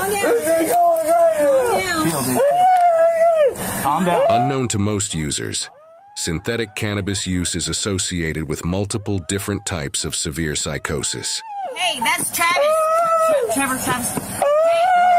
It's okay. Hey, calm down. Hey, take some deep. Raven, I think he's having a panic attack. I don't think he probably doesn't even know that there are police there. He just knows something's happening to him. Yeah, he doesn't know. I don't think he has any concept of what's going on right now. Like, he's very, very far gone. And that's what this stuff does. That's what's so scary about it. People think that they're just smoking weed and they're going to get a mellow high, and this is what happens. And that's the trouble with it. Yeah, in Panama City Beach, whenever I was a kid, whenever this stuff started coming out, you saw billboards where they were advertising this stuff outside. Hey, come here and get your spice. And then they had a couple incidents where people, I think, got their faces bit off, or they were getting attacked in the street from it. And that was bath salts. I know about the face biting off was bath salts. I didn't hear about the spice, but I wouldn't doubt it because it is that crazy. Yeah. And then, the bath salts was something because they were talking about come get your bath salts here. Mm-hmm. And so it amazes me what people will put in them. Yep. Robert, you're gonna be okay, buddy. Robert, chill. Everything is okay. Breathe, buddy. Deep breath. Breathe. Take some deep breaths, okay? Well, I need to... Rob, you are okay, my man. Everything is gonna be all right. You're not in trouble. We just want to help you, okay? We got a hold of some bad. Has this happened to him before? I think so. Okay. Yeah. Robert, relax. Are you crazy? Relax, Robert. Are you doing all right? Oh! What? Robert, relax. Where are you? Oh! Relax, man. Jail? No jail. No jail. No jail. Hospital. Relax. Hospital. No jail. Hospital. Calm down, okay? All right. Treating him like a person. Hey, it's Kirsten, okay? Kirsten's right here, okay? It's Kirsten. Hey, real. Okay? Everything's gonna be okay. All right. Hey, I need you. Hospital. Get here now. Hospital. No jail. I need you to get here. No jail. Hospital. Relax. Robert, relax. Can you stand up without freaking out? Robert, relax. Relax. Oh, you gotta be great. You gotta be great. Robert, relax. Relax. What the is going on? Relax. Robert. Imagine how terrifying this is for his fiance. Robert, stop, buddy. I just called you, calm down, okay? Relax. Calm down. I hate to keep pausing. I'm sorry, but there's got to be some responsibility there too. I'm just, when you live in a situation where you're trying stuff like this, there's got to be some sort of responsibility there. Yeah, but I don't think that this is what he expected. I honestly don't. I don't think. Oh yeah. And I think he probably thought he was just smoking weed and was going to enjoy a nice mellow night, and she probably thought the same thing. And then all of a sudden, he's freaking out, and I don't know if this is his normal or not, but I would hope it isn't. And she's probably like, "What is going on?" It's got to be terrifying for her to see him like this if he's not ever like this. Hey, so how does someone ingest bath salts? Are they snort? Do you snort it or do you smoke it? It seems like it. It seems like it was in a crystal form, almost like it was a. Now, I don't know. I'm assuming they smoke it, but I don't know. Right now, the K2, the spice stuff came in little cans. I remember seeing some of it. It came in like little cans, almost. The rednecks in Florida here that do Copenhagen and the different types of dip and that stuff. Thank you so much, Micah. We'll see you in the morning at Kathy's bright and early. Michael. But I think the spice stuff comes in little cans, like little metal tin cans, and I think in the end I think you smoke it like you would marijuana. But for some reason I keep thinking the bath salts was almost like a crystalline form, because it was sold like it was sold like you're supposed to dilute it in your bath water, and it was supposed to be incense, and for like that. Right. And so I don't know. I don't know either. I have no idea. I thought you said you did everything. No, I didn't. Not everything. Maybe. No. Okay. So I wonder who. Jane. That was Jane. You're a wild one there. Have you ever done anything like that? If so, how was that done? You may know somebody who has. You've lived in towns where it's a little bit more there. And it says snort, smoke are the common ways. Yeah, that's how I would think about it. You'd almost have to, almost like you would. I keep thinking heroin you can smoke, right? Yeah, you do it in like on the pipe. kind. Yeah, it just depends on what kind. Like if you get powdered like white, what they call China white heroin, you can snort that, or you can smoke it, or you can boil it down and shoot it, or black tar, you can smoke or shoot. Yeah, and just being absolutely clear, I don't know. No, I'm not saying you did it, Jane, but I'm saying that if you knew someone that did or something, I kind of don't think bath salts actually existed. Oh, they absolutely did. Yeah, they absolutely did exist. They used, like I said, they used to sell them all around. But in the end, we're not promoting any of this. We're trying to learn because you know what, that was her fiance. She was scared. Mm-hmm. That could be any one of our family members. That could be your cousin, nephew, niece. And look, if your brother or sister calls you up and said their kid's overdosing on something, any information that you have, you'd love to know. You'd love to have a little bit of information on it. Right. And so it looks like Raven, anything crystal you can snort or smoke. Spoons are usually used most of the time, and every bit of that looks like it's just nasty. My point of showing this video is that he probably just thought he was going to get a nice mellow weed high tonight, and this is what it ended up being, and it's super dangerous. And that's the danger of these chemically altered drugs. I mean, it could be something as innocuous as weed, where most people take it and they just lay down and watch TV and eat a bag of chips, or it can be this, where it can be extremely dangerous. So it's absolutely. And look, when I go to Home Depot, try to buy a can of paint, and they want my ID, they know I'm old as hell, and they want my ID because because they're trying to deter people from using it like that. They're trying to deter. So you can use anything for drugs. They just literally, it's just like the airports making you take off their shoes. It's just one more step in the process, just having to get a little bit tighter because people are just that dumb. I see signs on gas pumps now that say "Don't drink," and remove the warning labels and let everything sort itself out. Yeah, absolutely. Here we go. Kirsten, they're here. They're here to help you, okay? They're here to help you. Okay? They're here to help you.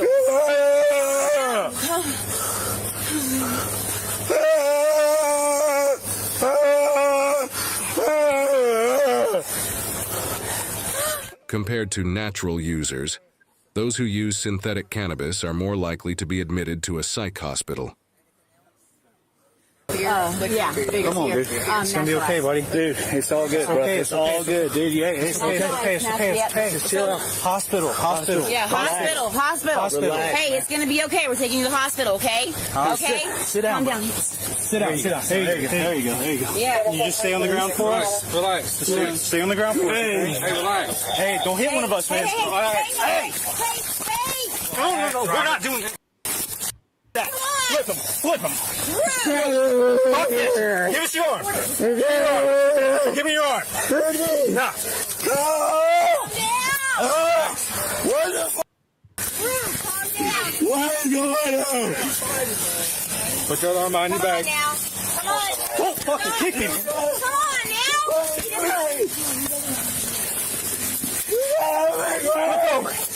Give us your arm. Give us your arm.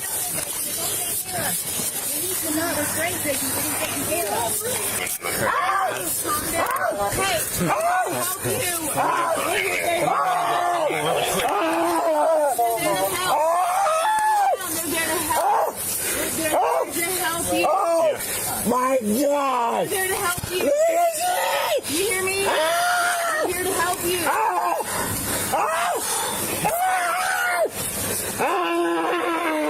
Relax. Relax. Calm down. Hi guys.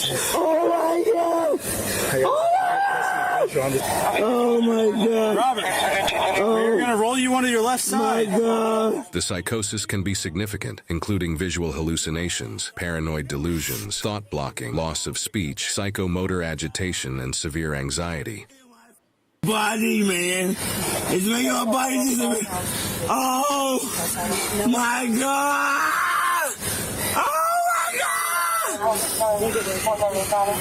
Oh my God! Oh my God! Oh my God! Oh my God!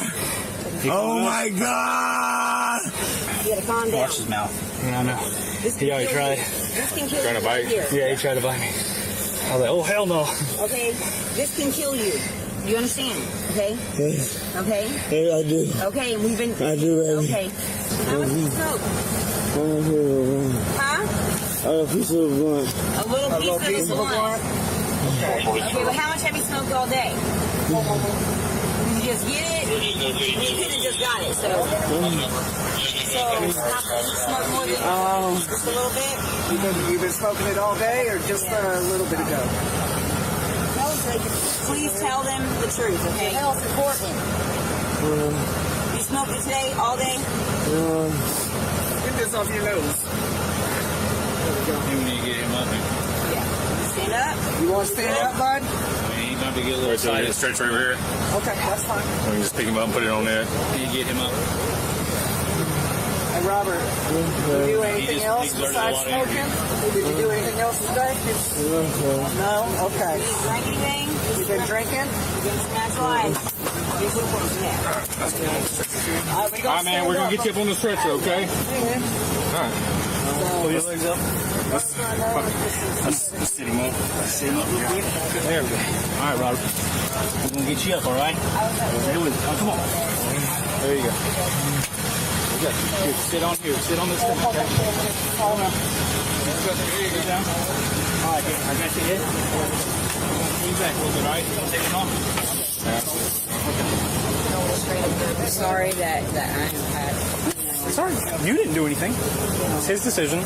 It is what it is. After further investigation, the suspect was charged with 2 counts of third-degree battery, along with serving 24 months probation and 50 hours community service. Recent research published indicates that weed is now more widely used than alcohol in the U.S. Although synthetic marijuana, as seen in this video, is federally illegal in the United States and can have unwarranted side effects as outlined in this video. It was a routine traffic stop until they checked the trunk.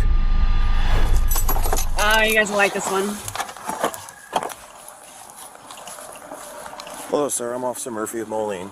The reason why I'm stopping you is you swerved into oncoming lanes a couple times. You're kind of swerving in between different lanes. I ain't mean to do that. Okay. And then, like, when you turned that corner, like, you almost clipped me because you came into, like, my lane. I saw you. Yeah. Do you have a driver's license, proof of insurance? Nah, I don't get it. I live up the street. My insurance and all that shit. It's in my other bag. I live up the street though. Every police officer don't know me. Okay. I don't get my registration. I got my insurance though. Okay. You have your insurance? Yeah, I ain't from out here. You see, I'm using my map as I'm going on. Okay. I'm going to fuck with a bitch. Okay, I got you. I'm going to fuck with a bitch or whatever. Where are you from? Chicago. I've been down here like 5-6 months. Would you mind just rolling this back window? Your tint's just so dark, I can't see the dark as hell. Yeah. So what I got to arrest down for you for? I just want to make sure there's no one in the back seat. Ain't nobody back there. No big deal. Okay. You said you don't have your driver's license on you? Nah, I got him though. I'm valid though. What's your first name? Randy. R-A-N-D-Y. I'm trying to find this for you, man. I got you. 1 second. All right, Mr. Can you step out for me? For what? This guy is all over the place. For what? He says every police officer knows me, and then in a few seconds, he's going to say, I'm not from here. A couple hundred rounds. Just pay attention to him. For what? What we're saying is it was kind of loud. Oh, sorry. This guy's all over the place. Listen to him because he says, "Oh, every cop knows me," but then in a few seconds he's going to say, "I'm not from here. I don't know where I'm at." So just listen to this guy closely because his story changes so many different times. Yep. Yeah. And Jane's got it there. You're talking too much. You just keep telling on yourself. We're gonna have Just a conversation watch, out it's here funny. about the open container. For what? Okay, because there's an open container in your car. Okay, so I'm telling you, step out.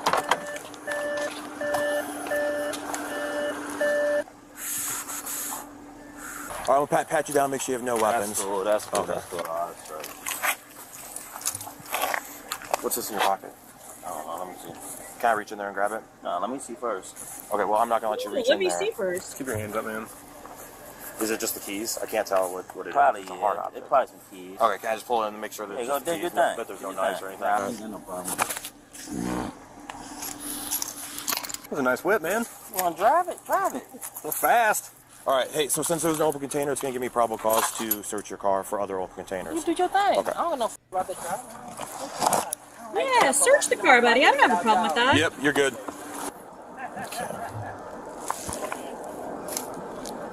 Weed.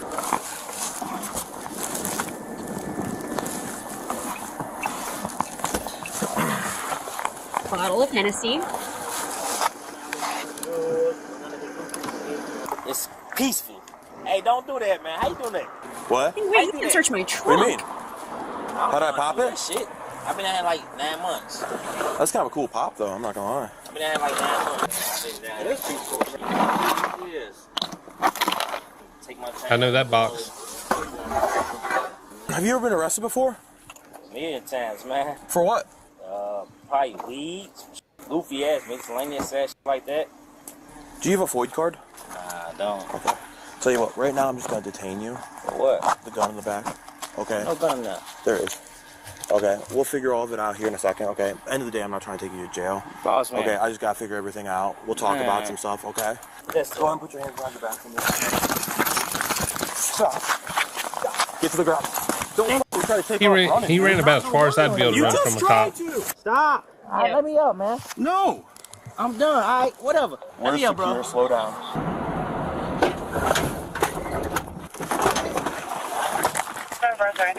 Hey, Jody. I'm fine, bro. There's a gun in the back. Try to run it. Okay. Stop. Why'd you try to run, dude? That's just dumb.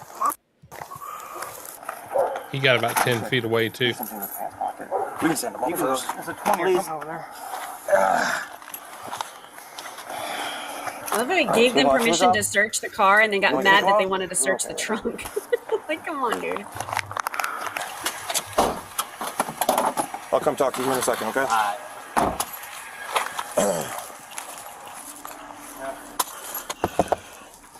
Murph, are you running for felonies? So that magazine, so the magazines don't match that. Okay. Yeah, so those don't apples and oranges there. So that and so the black box is a Glock case, and so they know what gun they're looking for, and they know that gun's not the one they're looking for. I love that we've got the pew pew expert here to tell us what's what. Like that's about the only thing on this video that's excited me so far tonight. I bet. Except the woman who came to pick up the kid earlier. You were. I didn't notice. Didn't remember that part. Boys. Gotcha. We might have just Please use pew pew in chat. Ooh. There's a whole lot of something back there. Oh, big bag of drugs. A ton of coke. Nothing like a gallon Ziploc bag of cocaine. You guys, there's so much, you can smell the coke, it's that strong. He's also drunk and probably high on at least weed, but I mean, dude has at least a half a pound of coke and a couple hundred rounds of ammunition, a drum. There's a Glock gun case, but no Glock. He was messing around back there a lot. Was he back at the squad? Yeah. Y'all put this seatbelt on me for me, huh? Because you're going to be taking a trip, buddy. Goofy. That's why I shouldn't even been cool with y'all ass, man. You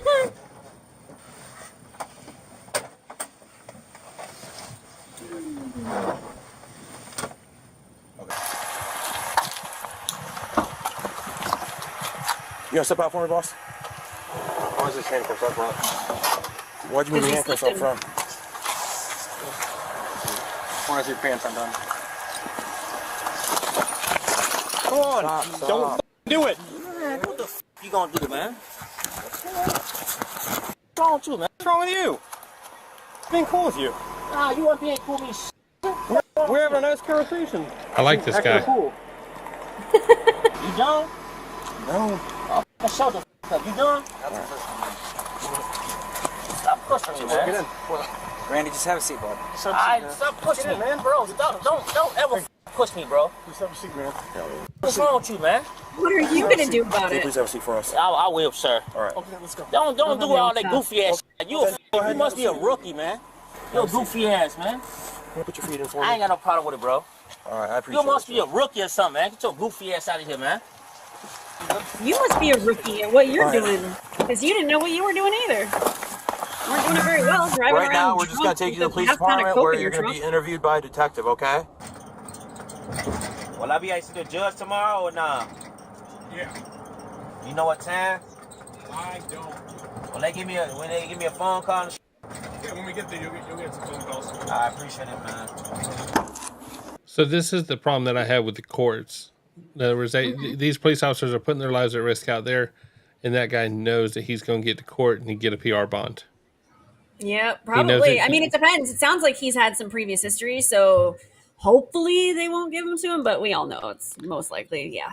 Well, but the judge has to look at it from the presumption of innocence. Yeah. You know, even though the police officers see it right there. You know, in other words, it all depends. It all depends on what judge he's going to see.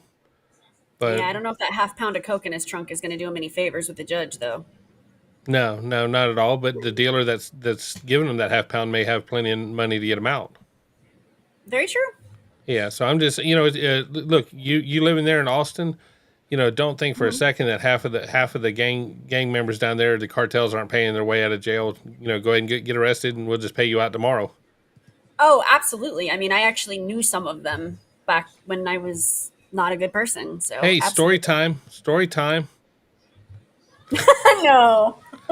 We Yeah, I don't was need to talk about that. No, I was gonna say those are stories we don't want to have. No, we're not gonna have those kind of stories here. No. Yeah, Not absolutely. Good type of stuff.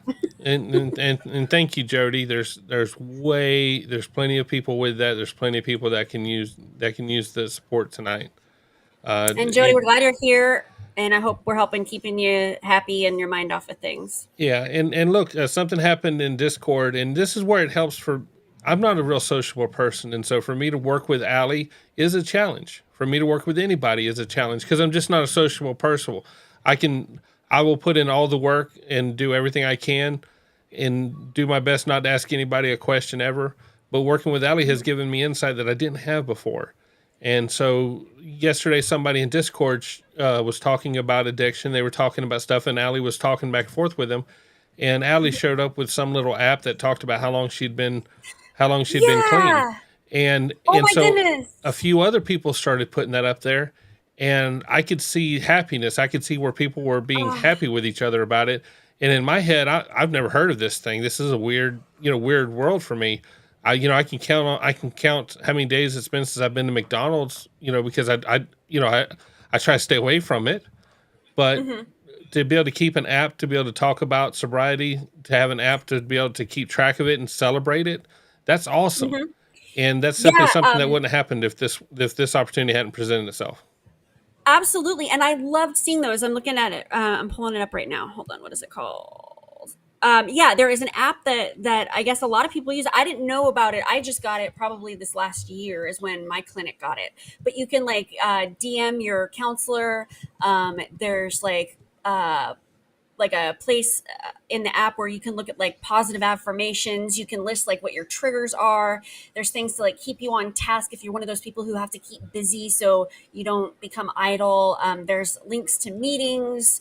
It's great. So yeah, I posted that in Discord yesterday, and I didn't realize how many people had the app too and were part of that. So seeing all of those screenshots of the apps, and it tells us all down to the second how long we've been in treatment, which is pretty great. But it's called like Recovery Connect or something like that, isn't it? Yeah, and yeah, also, it's great. And also something someone in a comment made it one time where they're talking about, if you relapse, it's not starting over, it's just getting back on track. Mm-hmm. And that meant a lot to me because, to me in my head, if my kid ever relapsed or ever did anything, well, you have to start all back over again. And it's not that. It's just jumping back on track. This is the app, and then I was gonna say I think you can't see it that well, but I was gonna say I think I think it went to your OnlyFans. No, it didn't. Okay. I made sure that's locked, but it has a counter where it counts every minute and second. You can kind of see it ticking up there of how long you've been sober or in treatment, and it's really cool. I love it. I've been in treatment for 1,370 days. It's got homework, it's got checklists, it's got take-home goals, it's cool. I love it, and I love seeing all of those screenshots. Thank you so much. Hey, thank you so much, Nancy, for gifting a membership. And thank you, Nancy. Guess what? That person, that's the person behind this channel, People in Court. Oh wow, nice. So that's Katie, and she is such a sweetheart. I've talked with her several times. I love that channel. Yeah, she does great work, and she's just such a nice person. She's really, she's such an ass. I love her to death. She's funny, and she's got a great sense of humor. She's in the hustle. She has a regular job and does the YouTube thing too, and she's been burned by YouTube a couple of times, and she's had her issues there, and but she's just got such a great outlook on things. I love getting her perspective on things. Love it. That's awesome. And so it says KK got the membership. I don't know. I thought it said KTB. No. KTB. No, it didn't say KK. I don't know why you thought KK did. Oh, it's late. It's late, and Jen's getting tired. Gotcha. So, absolutely, Jody. We are so glad to have you here. Thank you so much. Absolutely, Jane. And look, guys, the best thing you guys can do, the memberships are awesome. We love memberships, super chats, all those things are great. But the best thing you can do is to actually watch the channel, leave a comment, like it, share it, send it to somebody. Just doing simple stuff like that is so much. I would say it's cheaper, but in the end, you're spending the money by time. You're spending your time is worth so much. Way more. Absolutely. And I got a comment tonight from somebody, and look, I'm that guy. I'm suspicious. Every time I get every time someone sends me a message, I'm like, I try to look to see what's behind the message. It's just a person being nice. It's a person just just being nice about it, and that's awesome. That's great to see. And this, the person's like, hey, your first 100 videos were garbage, but the last 50 videos haven't been that bad. And I'm like, thanks a lot, guy. Like, wow, I'm awesome. Thanks. Thanks a lot. Love it. But all of you guys are so awesome. We're going to get some more on this video, but thank you so much, Jody, for mentioning that about just supporting people that are in recovery or people that are dealing with mental health issues. Yeah. Hang on, I gotta take the seatbelt off of you. Sorry, y'all.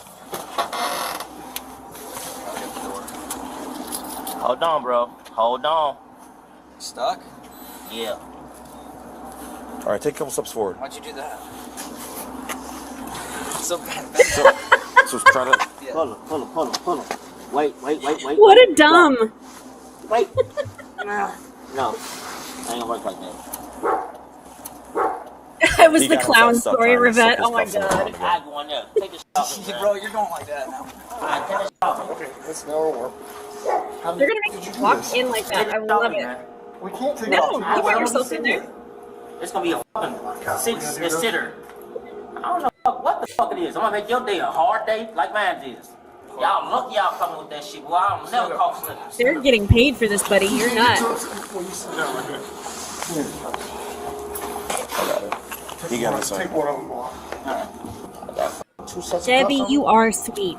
Yeah, grab the other one, remember? Dude, if you get stupid, man, you're gonna end up getting hurt. Man, if I get stupid, your mama gonna get hurt. What's wrong with you, man? You lucky you caught me. All right. Just front cup. Yeah, I ain't on no goof ass shit, man. Wow. Upstairs. I love how he's reassuring them that he's not going to do anything, even though he tried to run earlier. You slide your shoes off for now. Alright, slide your off. Take my shit off. Take them off. Alright, sit down, I'll take them off. You're not taking shit off me, man. Slide the shoes off. Just slide it. This guy can't pick a lane. Nobody's trying to get you at you, man. No. What is it? I talk to you, big dog. Get the f out of my face. Take the shoes off. I'm telling you no. I talk to you, please. What's the problem with the shoes? Bro, get out of my face, man. He's not in the You guys check the shoes? Okay, you gotta take the shoes off. I'm gonna talk to him. You have to check your shoes before. I'm gonna talk to him. Then talk to me. I'm right here. I'm gonna catch another charge with you, bro. I'm telling you, I'm gonna knock your ass straight out, bro. You're not the boss here. I promise you I am. I am right here. Whatever size. I have to check your shoes. I let you take my shoes. Yeah, try to knock that cop out. See how far you get in life. Although he's picking on the smaller of the two. No, you shouldn't have. That's not the guy on the street you're talking. That's a totally different guy. The other guy is still out there. Randy was arrested for possession with intent to deliver controlled substance, unlawful possession of a weapon, armed habitual criminal, and resisting arrest. He was cited for driving while his license was suspended or revoked, an uninsured vehicle, and improper lane usage. He was given no bond. Detective Lawrence interviewed Randy, there you go. and he took ownership of the cocaine, guns, and ammo. Each bag of cocaine tested positive. There was a total of 6 bags that altogether contained 361 grams of cocaine. There was $3,100 of cash placed into the evidence locker, along with 241 rounds of handgun ammunition for 3 different handguns, plus 18 rifle rounds, plus 7 Glock magazines, and a high-capacity drum magazine for an AR-15. He is innocent until proven guilty in a court of law. So I love that dumbness. He's innocent until proven guilty in a court of law. For one, yeah, I love that. For one, he got no bond, so that was great. And for two, let's get this straight. So he was drinking, had an open container, had a suspended license, no insurance, and driving while drunk with all of that cocaine and the guns and the ammo in his car. Not the smartest criminal. And like Big and Away says, they don't catch the smart ones. But that was exceptionally dumb. This is our last video of the night. I think it's interesting. It's a little bit funny. I haven't watched the whole thing, but the little bit I did do, this driver gets really upset with his passenger for good reason, because she's not helping his case. So I hope you guys enjoy this one. Oh, good night, Blue Strat. Blue Strat's going to bed? Yeah. All right. We'll see. Too hard for him. 4 o'clock in the morning. Court vibes. 4:30 maybe 4:35. It's 3:30 here. It's right when I'm about to go to bed usually. So. Absolutely. All right, we're going to jump into this one. Yep. Reason why I pulled driver 1, okay? Speeding, 2, stop sign back there, okay? Do you have a driver's license with you? Yeah. Wait, do you have a driver's license with you? Yeah. Okay, can I have it? Do you have a valid driver's license? Yeah? Okay, can I have it? Can I have your driver's license? Stop. Regardless, you're on a public roadway and I can pull a traffic stop. I'm not going to go back and forth. Do you have a driver's license with you? Yes or no? Do you have a driver's license with you, man? Yeah. All right, can I have your driver's license? Come on, Archie. You don't do this, Archie. Listen, hey, I got a job to do, man. What's your first name? Oh, let me give you my ID, bro. Okay, if you have an ID, I'll take it, dude. Hi.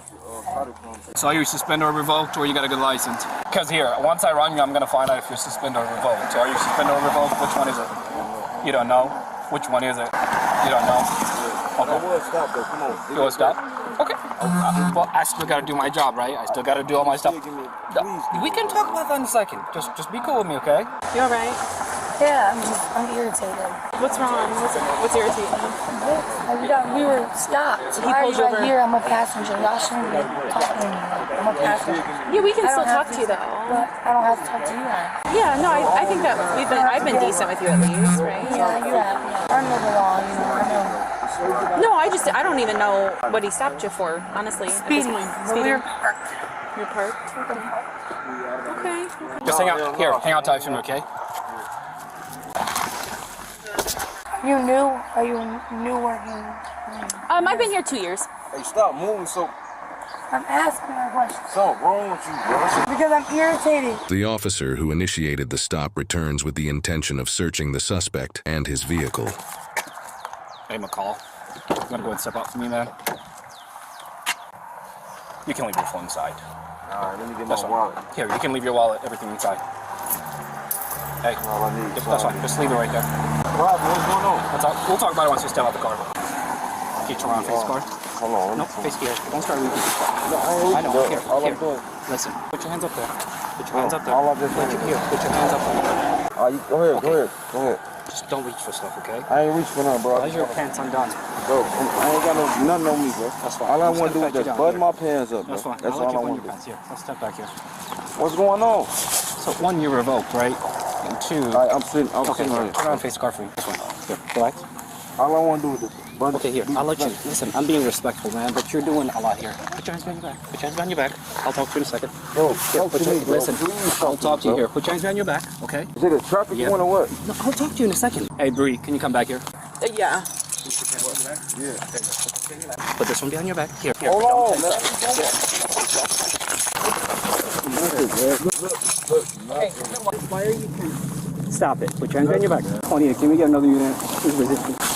Bro, you making sure I got my money?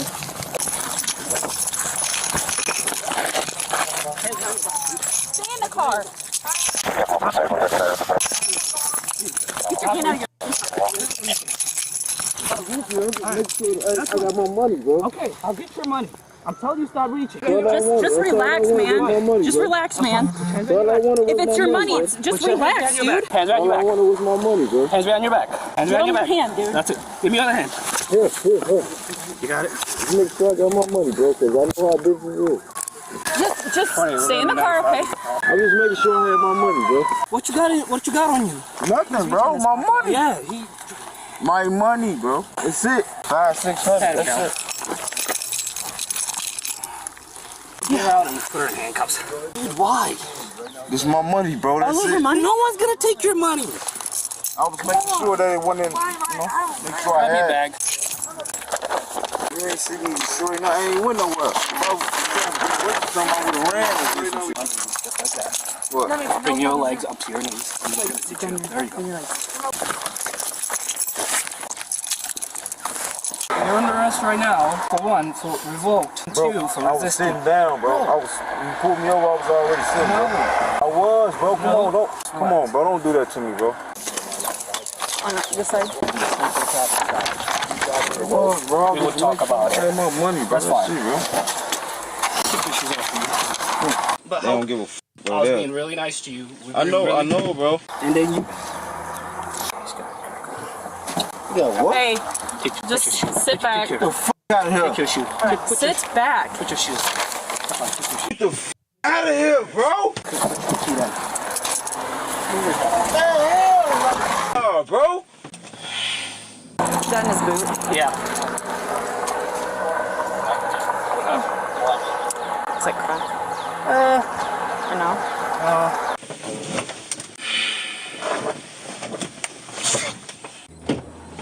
All right, dude. Hey, it's just no. You're good. You're good. You're good. Here, listen to me. I'm gonna read your rights, okay? And then we can talk. But you made this a lot more difficult than it needed to be. Simple traffic stop. You're driving revoked. That's literally what it could have been. You know what would have happened? You would have went to the PD, got paperwork, and got cut loose and couple tickets. But now you're gonna go to jail for resisting. I wasn't resisting, bro. I wasn't trying to run, bro. But why reach into your pants, bro? No one's gonna take your money. Did I show you anything that was gonna take your money? I'm not known to take anyone's money. All right, I'm gonna read your rights, okay? Just listen to me for a second. You have the right to remain silent. Anything you say can be used against you in court of law. You understand your right? Yeah? All right, here, talk to me. Is there anything in the car, man? Any illegal contraband? Is there any dope in there? No? No. There's nothing in there? McCall, is there anything inside the vehicle that I should be aware of? Yes? Nothing. Nothing? There's no weed in the car? No weed, bro. No weed? No methamphetamine? Can I search the car? Yes, sir. Yeah? Then we can talk here in a second, okay? And just so y'all know, if they ask, can you search my vehicle? I'd rather you not. No. You know, Answer's always no. How do I politely tell you no? Just tell the officer, say, look, I respect you guys also, but I also respect my rights. Yeah. In our reality, if you don't have anything, you don't have anything to worry about. But always make sure that if it's played in court, or if, you think about Judge Fleischer's court whenever they have to. Think about Judge Fleischer's court whenever they have to read the probable cause statement. Wouldn't you love to be the adult in the room in a situation like that? Absolutely. I don't want, I don't want to be the one snickering because the prosecutor had to say all the curse words because I was an idiot to the law enforcement officer. When they write a report, I want the police officer to think, "Oh no, I messed up on this one." I want the police officer to feel that I did everything right, and when he wrote it, he realized that I was the good guy in the mix. And so, but these and Fozzie, I agree with you. Don't do bad stuff and let them search it from top to bottom. But you always should, just to protect your rights, say no. I mean, that is your right. Say no. Well, there's also the case. Yeah, there's also the case of and of course it's always the variant in Florida where a law enforcement officer was trying to move up in the department, and so he would pull people over. Hey, do you mind if I search your vehicle? And he would magically pull out bags of meth, bags of weed, and he was doing it to get a promotion. He wasn't doing it because he hated the people. He wasn't doing that because he was a bad person. He was doing that because he wanted a promotion, and he had no morals. He had no ethics. He just wanted that. And so these people got through the ringer, and some of them were previous drug users. Some of them were people that had been in prison before, and so therefore no one believed them. They lost their jobs. They lost all, they lost everything because, you're using again. We found it in the car. And so, I don't. No, absolutely. Look, absolutely. If you're a police officer and someone says no, search it harder. Absolutely. But I'll be honest with you, I don't want a dog to run around my vehicle either, because that dog can't control his scratching, and I don't want the dog to scratch my vehicle. They tap on it, and that dog jumps up against it. His collar could ding the side of your vehicle and scratch it, and so I don't want any of that. So I'm going to drive speed limit. I'm going to act right, and hopefully I don't get pulled over. And if I do get pulled over, hopefully it all works out great. So far it has. I haven't had a good beat down on the side of the interstate yet. Well, that's good. So let's keep it that way. Officers proceed to search the vehicle. A $10 bill was found stuffed between the driver's seat and the center console. However, no residue of any kind of controlled substance was found on it. Officers then located multiple concealment locations throughout the vehicle. The rear driver's seat and passenger seat were both removable. The front vents on the passenger side were also removable. Officers also find 2 composition notebooks in the back seat with chemical components written in them, along with the title Stimulant Plants written inside. No other contraband was located inside the vehicle. The officer who initiated the stop then began questioning the woman who was with the male suspect. She stated she didn't have any concealed items on her. She then advised that the suspect had concealed narcotics inside his pants. She said when the officer first activated his lights, the male suspect asked her to conceal the crack cocaine inside her own pants, but she refused. Then he told her to look out for him while he concealed it inside of his rectum. The officer returns to the male suspect with this newfound information. All right. I did not see that part of the video, but that explains why his pants were I'm gonna unbuttoned. check inside your pants, because that's what you were reaching for. Okay. This cool. I ain't got no problem with that. That's fine. Or you want to do it here? His I know you got eyes. something in your pants. All right, but here, go ahead. Eyes check. are gorgeous. We're gonna actually go back to the PD. We'll do that there. Bro, So, just do it here, what you bro. got- what you got in your Please do pants? it. I swear to God, just check me, bro. Just check. I'll take all my clothes off right now. Everything off right now. You'll take off your clothes, everything. Everything right now, bro. Right now, bro. You ain't got anything in your pants? Nothing that, man, bro. I just want to show you, bro. I ain't even gotta say Here, nothing. step back here. We'll go to the side. Most people don't have their pants undone for no reason. After searching for a minute, the officer decides it's best to do the search at the jail. Well, I'm not gonna strip search you on the side of the road. Bro, you feel something in my pants? Bro, what you feel in my pants, bro? Whatever you feel in my pants, grab it, bro. That's fine. No, I'm not gonna do that here. Watch, she made all that up. Baggies, is that the only thing you got? Search A little baggie that fell out of your shoes, that the only thing you got? What baggie? Oh my god, that'd be so funny. Now you're playing games with me. You said a baggie fell out? Yep. You even got it. left a piece of it in your shoes in here. Get the hell out of here, bro. You should have went on the ground. But they're not his shoes What's up? either. You sure that went on the ground, Aki? That wasn't on the ground? You sure it went on the ground? That's fine. Here. Aki! Kick your shoes. Kick your foot in. Aki! Yep, I'll talk to you. Here. I'll come and talk to you, dude. The officer returns to the female suspect yet again. As he opened her door, he observed a clear plastic baggie with a brown-like substance inside of it on the floorboard of her back seat. He retrieved the clear plastic baggie and asked if the baggie belonged to her, and she stated yes while advising that the baggie contained heroin. She said it was inside her small pant pocket. A field test provided a positive result for heroin. She said she met up with the male suspect and he sold her 1 gram of heroin for $160. She advised they then snorted cocaine inside his vehicle, and she also snorted heroin as well. She also said she has purchased heroin and crack cocaine from the male suspect on numerous occasions. While officers haven't yet found any narcotics inside the male's vehicle, the many secret compartments that are located throughout the vehicle lead them to believe there is indeed something in there they haven't found yet. The officer returns to the suspect to inform him of their plans for his vehicle. Hey, so here's what's gonna happen, okay? Your car's gonna get towed. It's gonna have an investigative hold on it. We're gonna literally tear your car apart because there's definitely something in that car. What you got on your person. So here's the thing. What you got in the car, dude? Like, be honest. Man, otherwise, like, your car is literally, we're gonna like take it apart. There's so many. I don't think they put it back together again just like either. that. There's no way you bought that car just like that. I just bought that There's car, no bro. way you bought the car a month ago, but it was not like that. The doors were not pried Man, open. that's how they sold me that car like that, bro. I've been trying to get it fixed, bro. I'm telling you, I might seem like I'm lying right now, bro, but that's how I bought the car, bro. That's how I bought the car. There's so many hidden freaking traps in that car. All those traps is consistent with someone who's literally moving narcotics and using it as hidden traps. I'm just telling you here. So where's the crack and coke that you had? Bro, I swear to you, bro. I just bought that car. You just bought that car? Yes. I'm asking you because there's something in that car, and I know there is. Listen, my intuitions, man, they're always right. Always right. So I'm giving you the opportunity. I'm gonna tell you, look, I ain't even gonna lie. I'm not even gonna lie to you, bro. And I want you to be honest. I don't want you to lie to me. Ain't nothing in that car, bro. No, you're lying. Bro, listen, bro. Listen. Okay. Listen, bro. Bro, in his butt or pocket. She's not the last one. Inflation. Out, bro. No gay stuff. I will show you my behind, bro. And I'll show you ain't nothing in my behind, bro. I don't believe you, dude. I will show you my behind. No homo. Okay. No homosexual. No homo, man. I'm not here about that like business. I will show you, bro. My thing is, I know you have the stuff on you, so my thing is, you tell me where it is. Wow. We go about our business. You know I had something on me? Yeah, bro. Come on. So I'm going to jail? You are gonna go to jail. Yep. For what? Resisting, driving revoked, possession, Bro, control. So that's it. Kick your foot in.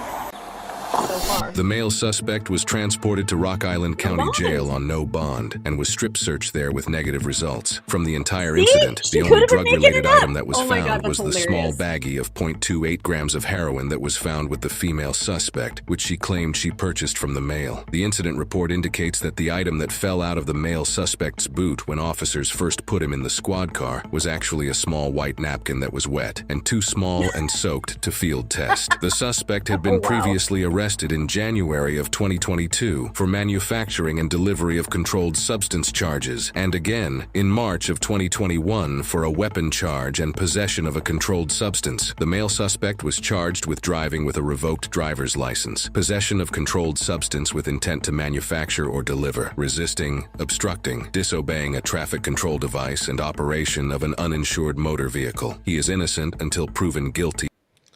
Okay, so I'm gonna. So the guy's offering to spread his butt on the side of the road to stay out of jail. Come to find out, it was a wet napkin, and the girl had been hiding all the drugs. Oh my god, that is such a great ending. However, I did want to comment. One of the reasons that I chose this one is because they said it's very hard for them to actually talk about like prices, and I don't know why they do that, but $160 for a G is way too much. She paid that. She gave him $100 cash and said, "I'll owe you the 60." That should be about $100. But if he didn't hide it, why was his pants undone? So that question never got answered. But keeps me interested. She may have been working off the 60. Yeah, that's what I was wondering too. Yeah, I literally did think that. Like, I wonder if that's what the other 60 was going to be. So crazy. No. But that's all we got tonight, guys. The BMA, I don't know. Do you have a TV or anything in the background? Keep hearing extra noise in the background? I do, but it's really low, and I don't think you guys can hear it. Like, you can barely hear it when I don't have the mic next to my voice or my mouth. So I don't hear it, but no. So the other day, Tokyo, we were talking about roadside tests for alcohol, and then we started talking about roadside tests for marijuana. I don't know what people think police officers are going to be doing to people on the side of the road. You know, in the end, it's hard enough for a male officer to do a search on a female suspect. I think it's hard enough for a male officer to do a suspect of a male suspect. You know, in other words, you know, we're getting up close and personal. And so now we're talking about having people pull down their pants and have people having, you know, doing stuff like that to search. You know, in the end, look, tell them, hey, give it up now, because as soon as you get to jail, it's going to be an extra charge. You know, just tell them, hey, look, you give it up, or whenever you get to jail, you're going to get strip searched, and it's going to be an extra charge. But imagine. So it looks like she was a prostitute, and that was the reason his pants were undone. So. Yeah. And you know what? In all reality, if you get pulled over for that, you might as well just say you had drugs on you. Yeah, I mean, it would have saved them the time. And like we said, they don't put the car back together, and they literally do rip it apart, like all of the molding and stuff. They tear all that stuff apart, and you got to put it back together again, and you don't know where all those parts go. It's not a fun puzzle. So. Yeah, but I'm just, you know, imagine if you go to work as a police officer, and you got to deal with that. You've got people, you know, you've got to be that up close and personal with it. That just, I'm not meant to be, you know, getting with people on the side of the road and, you know, being that personal with them.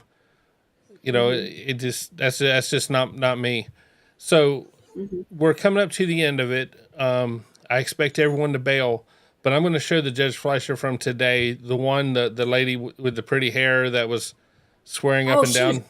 Her hair was gorgeous. She was swearing up and down that it was somebody else, and it was somebody there, and then there was a guy who had alcohol in the vehicle.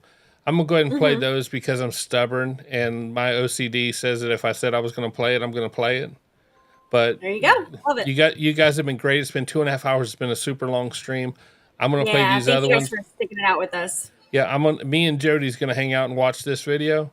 You guys have a great night. Thank you so much, and we'll see you next time. I'm gonna go to that. Good night, guys. Miss Burnett. Hey, did you ever get her, Morgan? Because Eric's been waiting forever. We need to get him done and out of here. On Gracia? Yeah. Did you get a response? Is he unopposed? Let me check with Rochette. I will ask her. Miss Oko. Yes, I'm here. Who do we have here? Naomi Burnett. Burnett. Hi, Miss Burnett. Hello.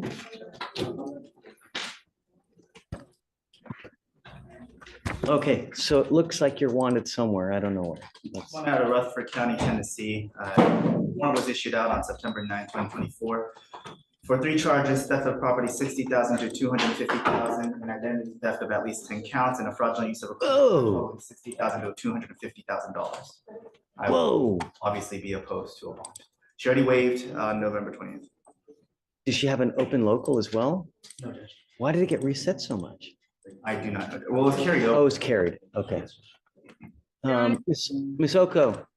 Judge, so Miss Burnett just told me that she's a victim of identity theft. So she's believing that this is just stemming up from someone else using her identity to do different things that she has no, and she did write a report on this, I believe, a few weeks before this charge came down on her. So you're telling me that the felony capias and the $60,000 to $250,000 theft of property and the 10-count identity theft, the fraudulent use of a debit card of $60,000 to $250,000, all that was someone else?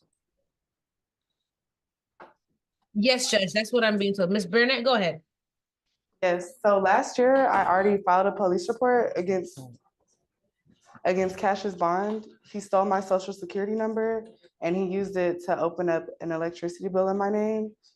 And I also have other charges against him regarding burglary of inhabitation. He broke into my house and stole my phone, and he stole money from me. And he also put his hands on me.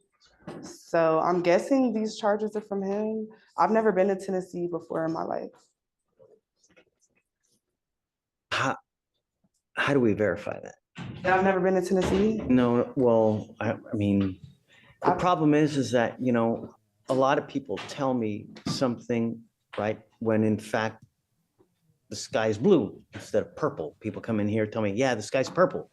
Man, this pig was blue. And I'm like, what? Pigs are pink. Yeah, man, this pig was blue. You got to believe it. I have proof of being in Houston on those dates, whatever dates they're saying. Okay, so I guess that's what makes me think she's full of bull, because she's like, I got proof I was somewhere else, whatever date they're saying. I don't know what date, but I'm going to prove it. You know, I think she's saying whatever she wants to say to get out of that. But maybe she could. Yeah, maybe. But I look, if a little bit later they talk about Tennessee says they've got her on video. Oh, yeah. Yeah, that hair's pretty noticeable. A boyfriend stole my social security number, and he got an electric bill in my name, but yet I'm being charged with $250,000 theft. Wow. And so, wow. I mean, I could have you get with the lawyer somehow, you guys. I mean, we've given you a lawyer. She's here to help you out in whatever manner that they can. I would suggest that you guys get together to figure out how. That's a lot of baggage. I mean, that's... Yeah, I was working with the assistant district attorney. We were pressing charges on him. So I didn't know he was out of jail. He was supposed to be in jail still. I mean, I guess I could have you guys talk about it. You've already waived, right? Yes, Judge.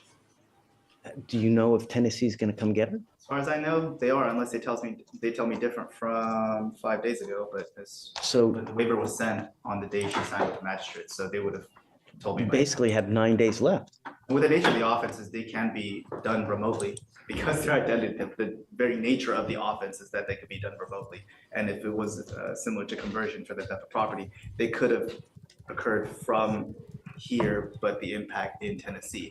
And here's the deal. We give the other jurisdiction 14 days to come get you.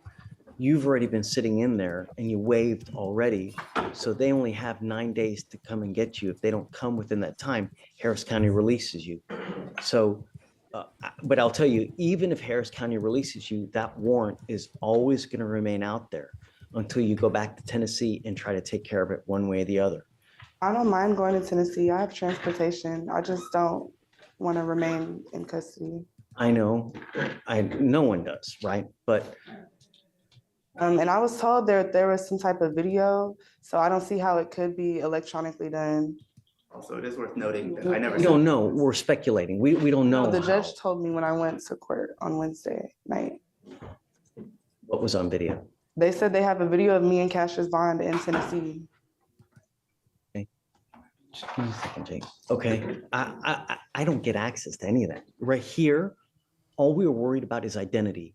Are you Naomi Burnett? And if you are, we establish the identity, that the charges are proper. If so, how do we go forward? A lot of times we let someone bond out if the person is not a danger, right? And we know that they're going to go back. But we don't know much about you, you know. I have no criminal record. I have a degree, a bachelor's degree.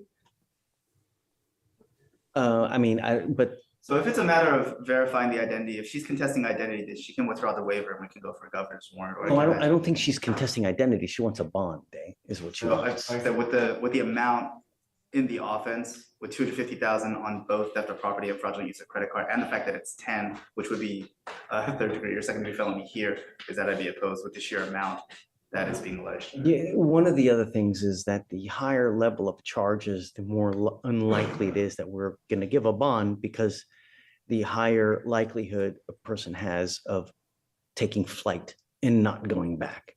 So I don't know at this time whether I'm comfortable in setting you a bond. Okay. I don't know what connections you have here. I don't know what connections you have there. And the last thing I want to do is lose you because that's a lot of stuff to answer to. And we want to make sure that, you know, whoever it is that has those charges is able to answer up to those charges. So I also say that I already have a lawyer ready in Tennessee. So what we can do here, what we can do is I can have you talk with Ms. Oko, figure out if there's some way that you can show that it's someone else, right? And if so, then we can talk more. Okay. But understand that I can't just take your word for it, you know? Understand? Okay, so Even if I have police reports on him for already stealing my identity? I'll let you talk with Ms. Oko, see what you can formulate, craft some kind of plan so that they're satisfied and I'm satisfied, and then we'll go from there. Okay? It's not a no. I mean, it's an uphill battle, but it's not a definite no at this point. Okay? Understand. Okay. Yeah. All right. Thanks. Thanks. And you know, just give me a heads up if you have anything, you know, different.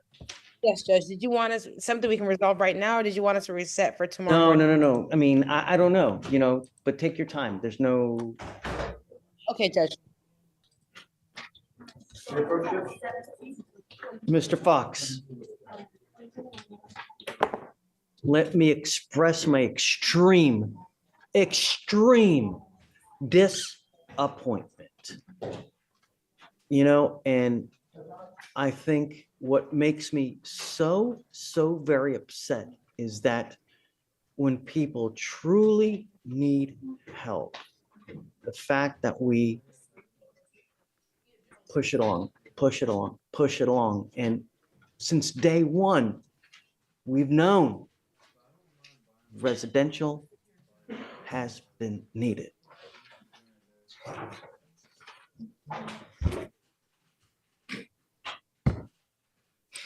It's time.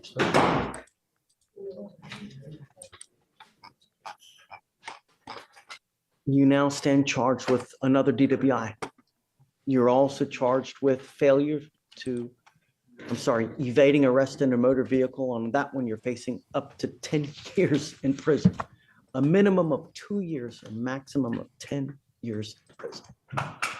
We're going to do probable cause. You have the right to remain silent. Anything you say can or will be used against you. You have the right to have an attorney present. If you cannot afford one will be appointed to you, sir. The officers observed the defendant engage in a race with another car on a road in Harris County, Texas. The officer attempted to catch up to the vehicles and was unable to catch up to the other driver. However, the officer caught up to the defendant's vehicle and attempted to initiate a traffic stop by activating lights and sirens.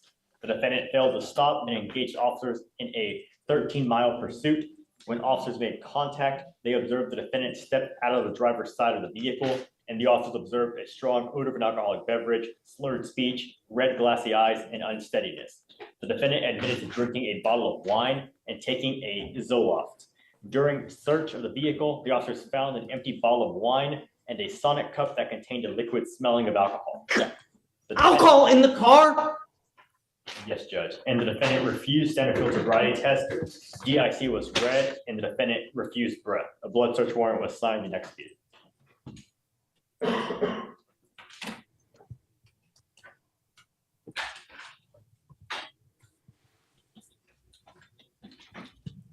That was a little shocking.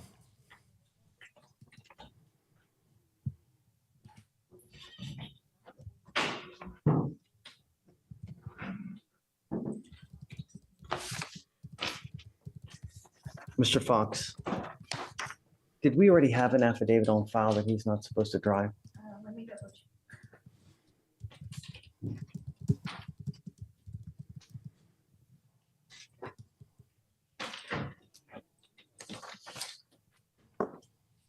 I am now putting this affidavit that you're not to drive. If I find that you drive, and I don't care what your reason is, if you get out, because I don't know if you're getting out, then I will have a contempt hearing and you'll be facing an additional 6 months in jail and a $500 fine every time you get into a car and drive. I am now, if you get out, ordering you to be under home confinement. I think that your bond at $15,000 on the DWI is wholly insufficient, and I'm going to raise that to $50,000. I'm also going to raise the terroristic threat, the probation that you're on now. I'm also going to raise that to $50,000 and 50,000 and 1, 2, 3. How many cases does he have in Fort Bend open? I know he has the one DWI, but what else does he have? I believe it's just the one DWI judge. But Alex is gonna double check for us. And also, Judge, the complainant in the terroristic threat case did reach out to the felony prosecutor because she saw that the defendant had been arrested. She is currently has filed for divorce from the defendant, and she is requesting that he is not to be in house arrest at her house. It is under her name. So I'm not sure if that's the address we have on file, but if you were opposing house arrest, she was requesting that it's not there. Okay, so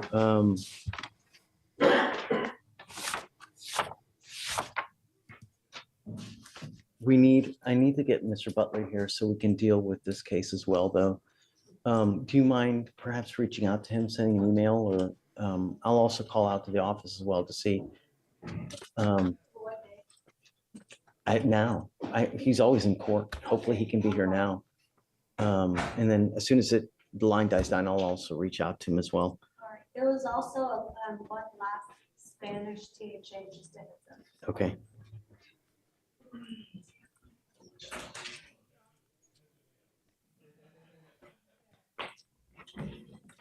So she does not want any contact with him as far as.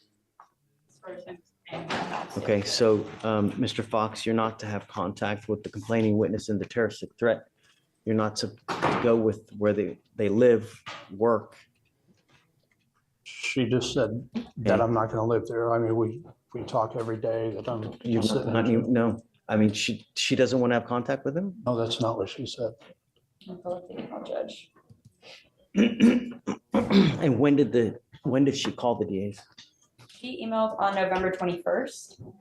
So I think that she saw that the new charges had been filed.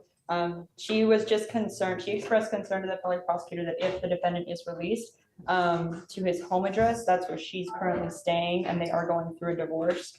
I don't think she'd said anything about no contact between the two. She just requests that he's not sent, Okay, so I won't do the no contact then. Okay.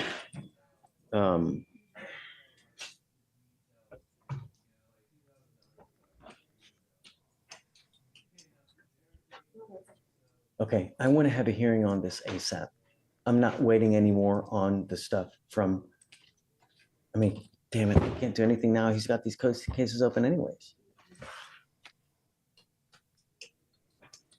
Wait, what a waste. All right, Mr. Fox, if you're released, like I said, home confinement, on one ankle, you will get a GPS monitor. On your other ankle, you will get a scram ankle monitor, so we know that you're not consuming alcohol. Is that it? I guess that's it, right? No weapons. And then he'll have to, prior to release, he's going to get all those, and then you'll have to find somehow another address for him to live, James, because, we need the address prior. And I mean, I don't know if he's going to bond out now, but. Yes, Judge. See, but. Can I get that rehabilitation that you had offered? Not while cases are open. You have the case also that's open in Fort Bend as well. Yes, I don't know what's going to happen in there. I'll tell you, those cases take even longer to resolve than here. Yes, and then how are you going to be able to resolve that over there when you've got this stuff over here? So at some point, you're going to have to transfer over there, resolve stuff. It's just, it's even more of a mess now. So, all right, I guess I'm going to have you put back now. I want to wait to see if we can get Mr. Butler here today. And then if not, we'll just roll it to tomorrow until we get him. And Judge, I have two more.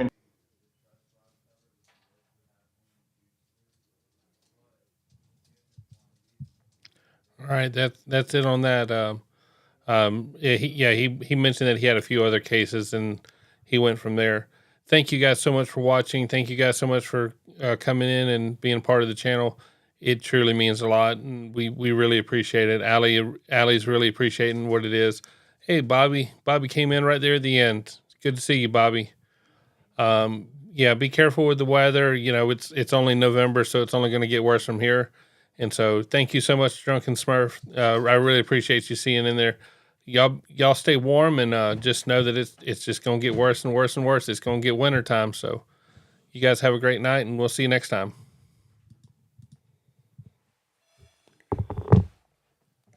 Now I get to figure out how to end the stream.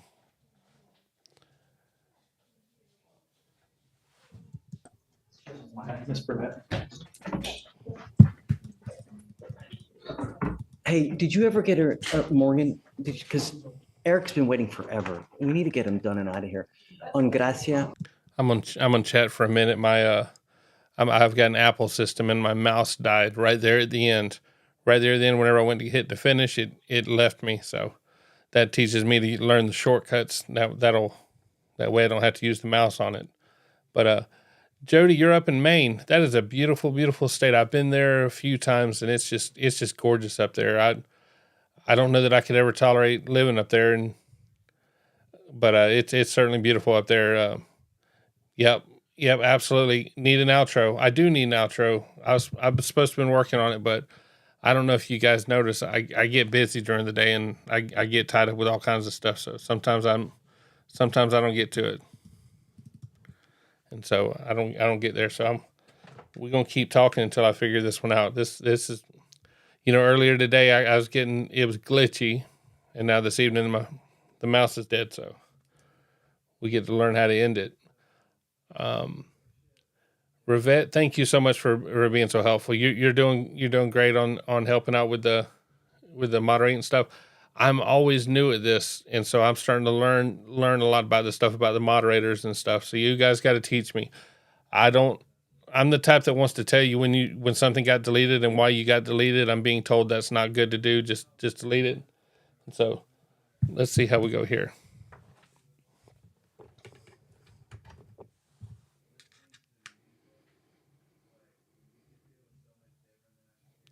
I don't think it's going to let me in the stream. That's funny.